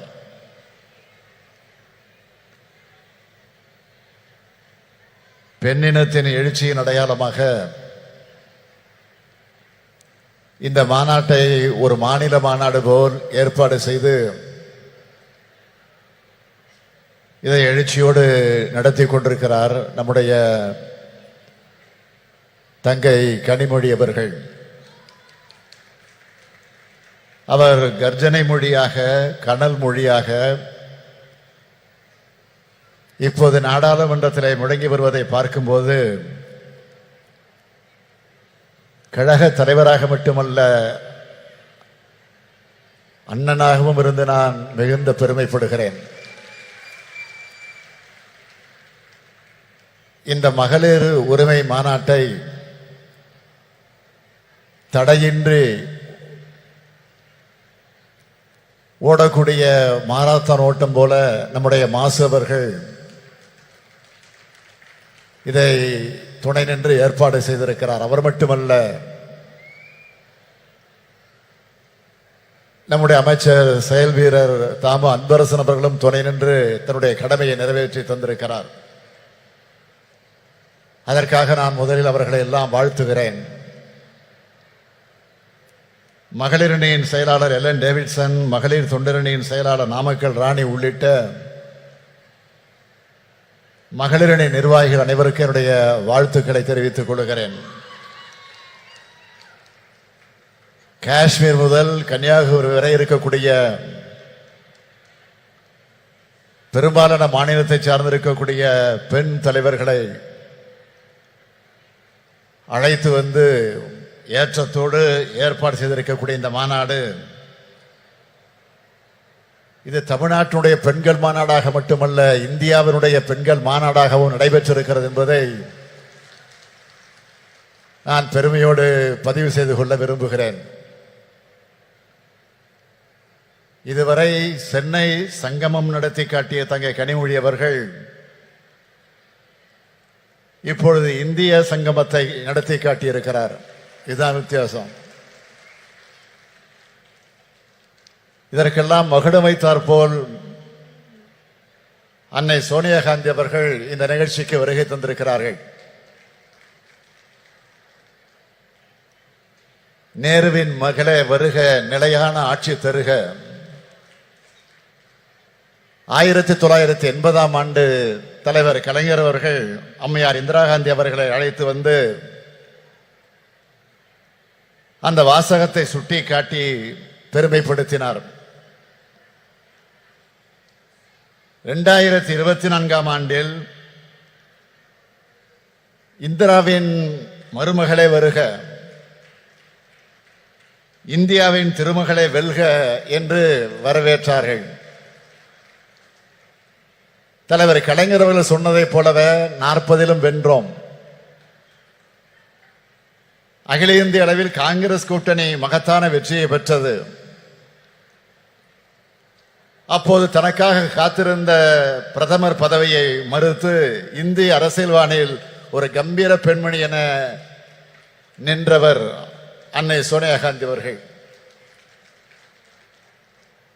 அப்போது அன்னை சோனியா காந்தி அவர்கள் தான் ஆட்சிக்கு தலைமை வகித்து பிரதமராக வேண்டும் என்று தலைவர் கலைஞர் அவர்கள் முன்மொழிந்தார்கள். அது வரலாறு. When தலைவர் கலைஞர் left us to his resting place, Madam Sonia Gandhi sent a letter. She wrote for me, Kalaignar's loss is very personal. He always showed me great kindness and consideration which I can never forget. He was like a father figure to me. சொன்னார், எழுதினார். அத்தகைய ஆழமான குடும்ப பாச நட்பை கொண்டவர் அன்னை சோனியா காந்தி அவர்கள். அவரும் இளம் அரசியல் ஆளுமையாக மிளிர்ந்து கொண்டிருக்கக்கூடிய அருமை சகோதரி பிரியா காந்தி அவர்களும் இங்கு வந்திருப்பது நமக்கெல்லாம் மகிழ்ச்சி அளிக்கிறது. தன்னகரில்லா மெஹபூபா முஃப்தி அவர்கள் ஒரு மாநிலத்தினுடைய முன்னாள் முதலமைச்சர். சுப்ரியா சோலை எழுந்தாலே நாடாளுமன்றத்தில் பாஜகவினர் அஞ்சி நடுங்குவார்கள். பார்க்கிறது தான் இப்படி இருக்கிறார். ஒரு பீகாரில் இருந்து அருமை நண்பர் நிதிஷ்குமாரின் குரலை எதிரொலிக்க லெஷி சிங் வந்திருக்கிறார். டெல்லி முதலமைச்சர் அரவிந்த் கெஜ்ரிவால் எண்ணத்தை சொல்வதற்காக டெல்லி சட்டப்பேரவையுடைய துணைத் தலைவர் ராக்கி பிட்லன் வந்திருக்கிறார். சமாஜ்வாதி கட்சியினுடைய நாடாளுமன்ற உறுப்பினரும் அருமை நண்பர் அகிலேஷ் யாதவருடைய அருமை மனைவியுமான டிம்பிள் யாதவ் அவர்கள் வந்திருக்கிறார்கள். அந்த கட்சியினுடைய மகளிர் அணியின் தேசிய தலைவர் ஜூயி சிங் வருகை தந்திருக்கிறார். மேற்கு வங்கத்தினுடைய பெண் சிங்கம் மமதா பானர்ஜியுடைய பிரதிநிதியாக சுஷ்மிதா தேவ் வருகை தந்துள்ளார். இடதுசாரி இயக்கங்களின் பிரதிநிதிகளாக சுபாஷினி அலியும் ஆனி ராஜாவும் இடம்பெற்றிருக்கிறார்கள். ஆக இந்த மேடையே இந்தியா கூட்டணியாக காட்சியளித்துக் கொண்டிருக்கிறது. I would like to request all the leaders present on the dais. The BJP can be defeated only through unity. Tamil Nadu has shown this since the 2019 elections. A united alliance like one in Tamil Nadu should be formed in every state across India. If the anti-BJP parties can unite and rise above the minor differences, we can surely defeat the BJP, which is against the interest of the people of India. I urge our sisters present here to relay this message to their party leaders. Bharatiya Janata கட்சியை தோற்கடிப்பது என்பது இந்தியாவில் இயங்கக்கூடிய அனைத்து ஜனநாயக கட்சியுடைய வரலாற்று கடமை. மகளிர் உரிமையை காப்பதற்காக இந்த மாநாடை கூட்டியிருக்கிறார் நம்முடைய கனிமொழி அவர்கள். மகளிர் உரிமை மட்டுமா? பாஜக ஆட்சியில் அனைத்து மக்களது உரிமைகளும் பறிக்கப்பட்டிருக்கிறது. இன்றைக்கு நாம் பார்க்கும் நாடாளுமன்ற அமைப்பு முறை இருக்குமா? மக்களால் தேர்ந்தெடுக்கப்படக்கூடிய மக்களாட்சி இருக்குமா என்ற கேள்வி பெரிதாக எழுந்து வருகிறது. ஒரே நாடு, ஒரே மொழி, ஒரே மதம், ஒரே பண்பாடு, ஒரே தேர்தல், ஒரே தேர்வு, ஒரே உணர்வு என்ற பெயரால் ஒற்றை கட்சி ஆட்சியை கொண்டு வருவதற்காக பிரதமர் நரேந்திர மோடி அவர்கள் இன்றைக்கு முயன்று கொண்டிருக்கிறார். அது நடந்தால் ஒரே மனிதர் என்ற எதேச்ச அதிகாரத்திற்கு அது வழிவகுக்கும். எனவேதான் வர இருக்கக்கூடிய நாடாளுமன்ற தேர்தலில் பாஜகவை முற்றிலும் தோல்வியடைய செய்ய வேண்டும். நாடாளுமன்ற தேர்தல் நெருங்கி வருவதால் பெண்களை ஏமாற்ற மகளிருக்கு நாடாளுமன்றத்தில் சட்டமன்றங்களில் 33 விழுக்காடு இடஒதுக்கீடு என்று சட்டம் கொண்டு வருவதை போல ஏமாற்றிக் கொண்டிருக்கிறார்கள். பேசினார்களே இங்கே உரையாற்றிய அத்தனை பேரும் மிக தெளிவாக எடுத்து சொன்னார்கள். எனவே நான் அதிகம் விளக்கம் சொல்ல விரும்பல. 33 விழுக்காடு இடஒதுக்கீடு பெண்களுக்கு கிடைத்துவிடக் கூடாது என்ற சதி எண்ணத்தோடு தான் இந்த சட்டத்தையே பாஜக கொண்டு வந்திருக்கிறது என்று நான் கருதுகிறேன். அப்படித்தான் எல்லோருக்கும் என்ன வருகிறது. நடைபெற இருக்கக்கூடிய நாடாளுமன்ற தேர்தலில், சட்டமன்ற தேர்தலில் பெண்களுக்கு 33 விழுக்காடு இடஒதுக்கீடு வழங்கப்படும் என்று இந்த சட்டம் சொல்லி இருந்தால் பிரதமர் நரேந்திர மோடியை நாமெல்லாம் பாராட்டலாம். என்ன நடந்திருக்கிறது? மக்கள் தொகை கணக்கெடுப்பு முடிந்த பிறகு அதை வைத்து தொகுதி மறுவரைக்குள்ள அந்த பிரச்சனைகள் எல்லாம் முடிந்ததற்கு பிறகு சொல்வார்களாம். பழைய சினிமா பார்த்திருப்பீங்க. பழைய சினிமால தான் ஒரு காட்சி வரும். என் கையில் உள்ளதை நான் தர வேண்டுமானால் 7 மலையை சுற்றி வா, 7 கடலை சுற்றி வா என்று பூதம் சொல்வதாக கதை சொல்வார்கள் அல்லவா? அது போன்ற கப்சா சட்டத்தை மோடி ஏற்றியிருக்கிறார். பெண்களுக்கு 33 விழுக்காடு கொடுத்து விட்டதாக பிரதமர் சொல்லிக் கொள்கிறார். 2029 ஆண்டு தான் இந்த இடஒதுக்கீடு கிடைக்கும் என்றும் 2034 ஆண்டு கூட ஆகலாம் என்றும் கணக்கிட்டு சொல்கிறார்கள். எதுவாக இருந்தாலும் நான் சொல்றேன், 2024 ஆண்டுக்கு பிறகு மோடி ஆட்சி இருக்க போறதில்லை என்பதை மக்கள் முடிவு செஞ்சுட்டாங்க. 1996 ஆண்டு திமுகவும் காங்கிரஸ் ஆதரிச்ச ஐக்கிய முன்னணியின் ஆட்சி காலத்தில் இப்படி ஒரு சட்டத்தை கொண்டு வந்தோம். ஆனா இந்த நிபந்தனைகள் எல்லாம் நாம் அன்றைக்கு விதிக்கல. 2010 ஆண்டும் நம்முடைய கூட்டணி அரசு இப்படி ஒரு சட்டத்தை கொண்டு வந்த போது இது மாதிரியான நிபந்தனைகளை விதிக்கல. ஆனால் இப்பொழுது பாஜக நிபந்தனை போடுகிறது என்றால் அவர்கள் உண்மையான அக்கறையோடு இதை கொண்டு வரல. மகளிர் எந்த உரிமைகளையும் பெற்றுவிடக்கூடாது, வீட்டுக்குள்ள முடங்கி கிடக்க வேண்டும் என்று நினைக்கிறது பிஜேபி. பாஜக ஆட்சி அப்படி நினைக்கிறது. அன்னை சோனியா காந்தி அவர்களும் பிரியங்கா காந்தி அவர்களும் இந்த மேடையில் இருக்கிறார்கள். ஒரு விஷயத்தை நான் நினைவு கூறுவது பொருத்தமாக இருக்கும் என்று கருதுகிறேன். அவரே பேசுகிற போது சொன்னார், பிரதமர் ராஜீவ் காந்தி அவர்கள் தான் உள்ளாட்சி அமைப்புகள்ல பெண்களுக்கு இடஒதுக்கீட்டை முதலாக உறுதி செய்தார். இதன் தொடர்ச்சியாகத்தான் தமிழ்நாட்டில் உள்ளாட்சி அமைப்புகள்ல பெண்களுக்கான இடஒதுக்கீட்டை முதல்ல 1996 ஆண்டு வழங்கியவர் நம்முடைய தலைவர் கலைஞர் அவர்கள். இப்போ அந்த உள்ளாட்சி அமைப்புகள்ல 50% இடஒதுக்கீடு இப்போ பொறுப்புல இருக்கிறாங்க. இப்போ 50% மேல இருக்கிறாங்க. போற போக்க பார்த்தா ஆண்களுக்கு இடஒதுக்கீடு வேண்டும் என்று கேட்கக்கூடிய நிலை வந்தாலும் வரும். ஆத்திரத்தில் சொல்ற நினைக்காதீங்க, பெருமையா சொல்றேன். உங்களுக்கு வருகிற அந்த பெருமையோடு சொல்றேன். பாஜக கொண்டு வந்திருக்கக்கூடிய சட்டத்தில் இன்னொரு முக்கியமான விஷயம், இதர பிற்படுத்தப்பட்ட பெண்களுக்கும் சிறுபான்மையின பெண்களுக்கும் இடஒதுக்கீடு வழங்கவில்லை. அப்படி வழங்கினால்தான் ஏழை எளிய விளிம்பு நிலை மக்களுடைய நிலை, அவர்களுடைய குரல் சட்டமன்றத்திலும் நாடாளுமன்றத்திலும் ஒலிக்கும். அப்படி ஒலிக்க கூடாது என்பதற்காகத்தான் பாஜக நினைக்கிறது.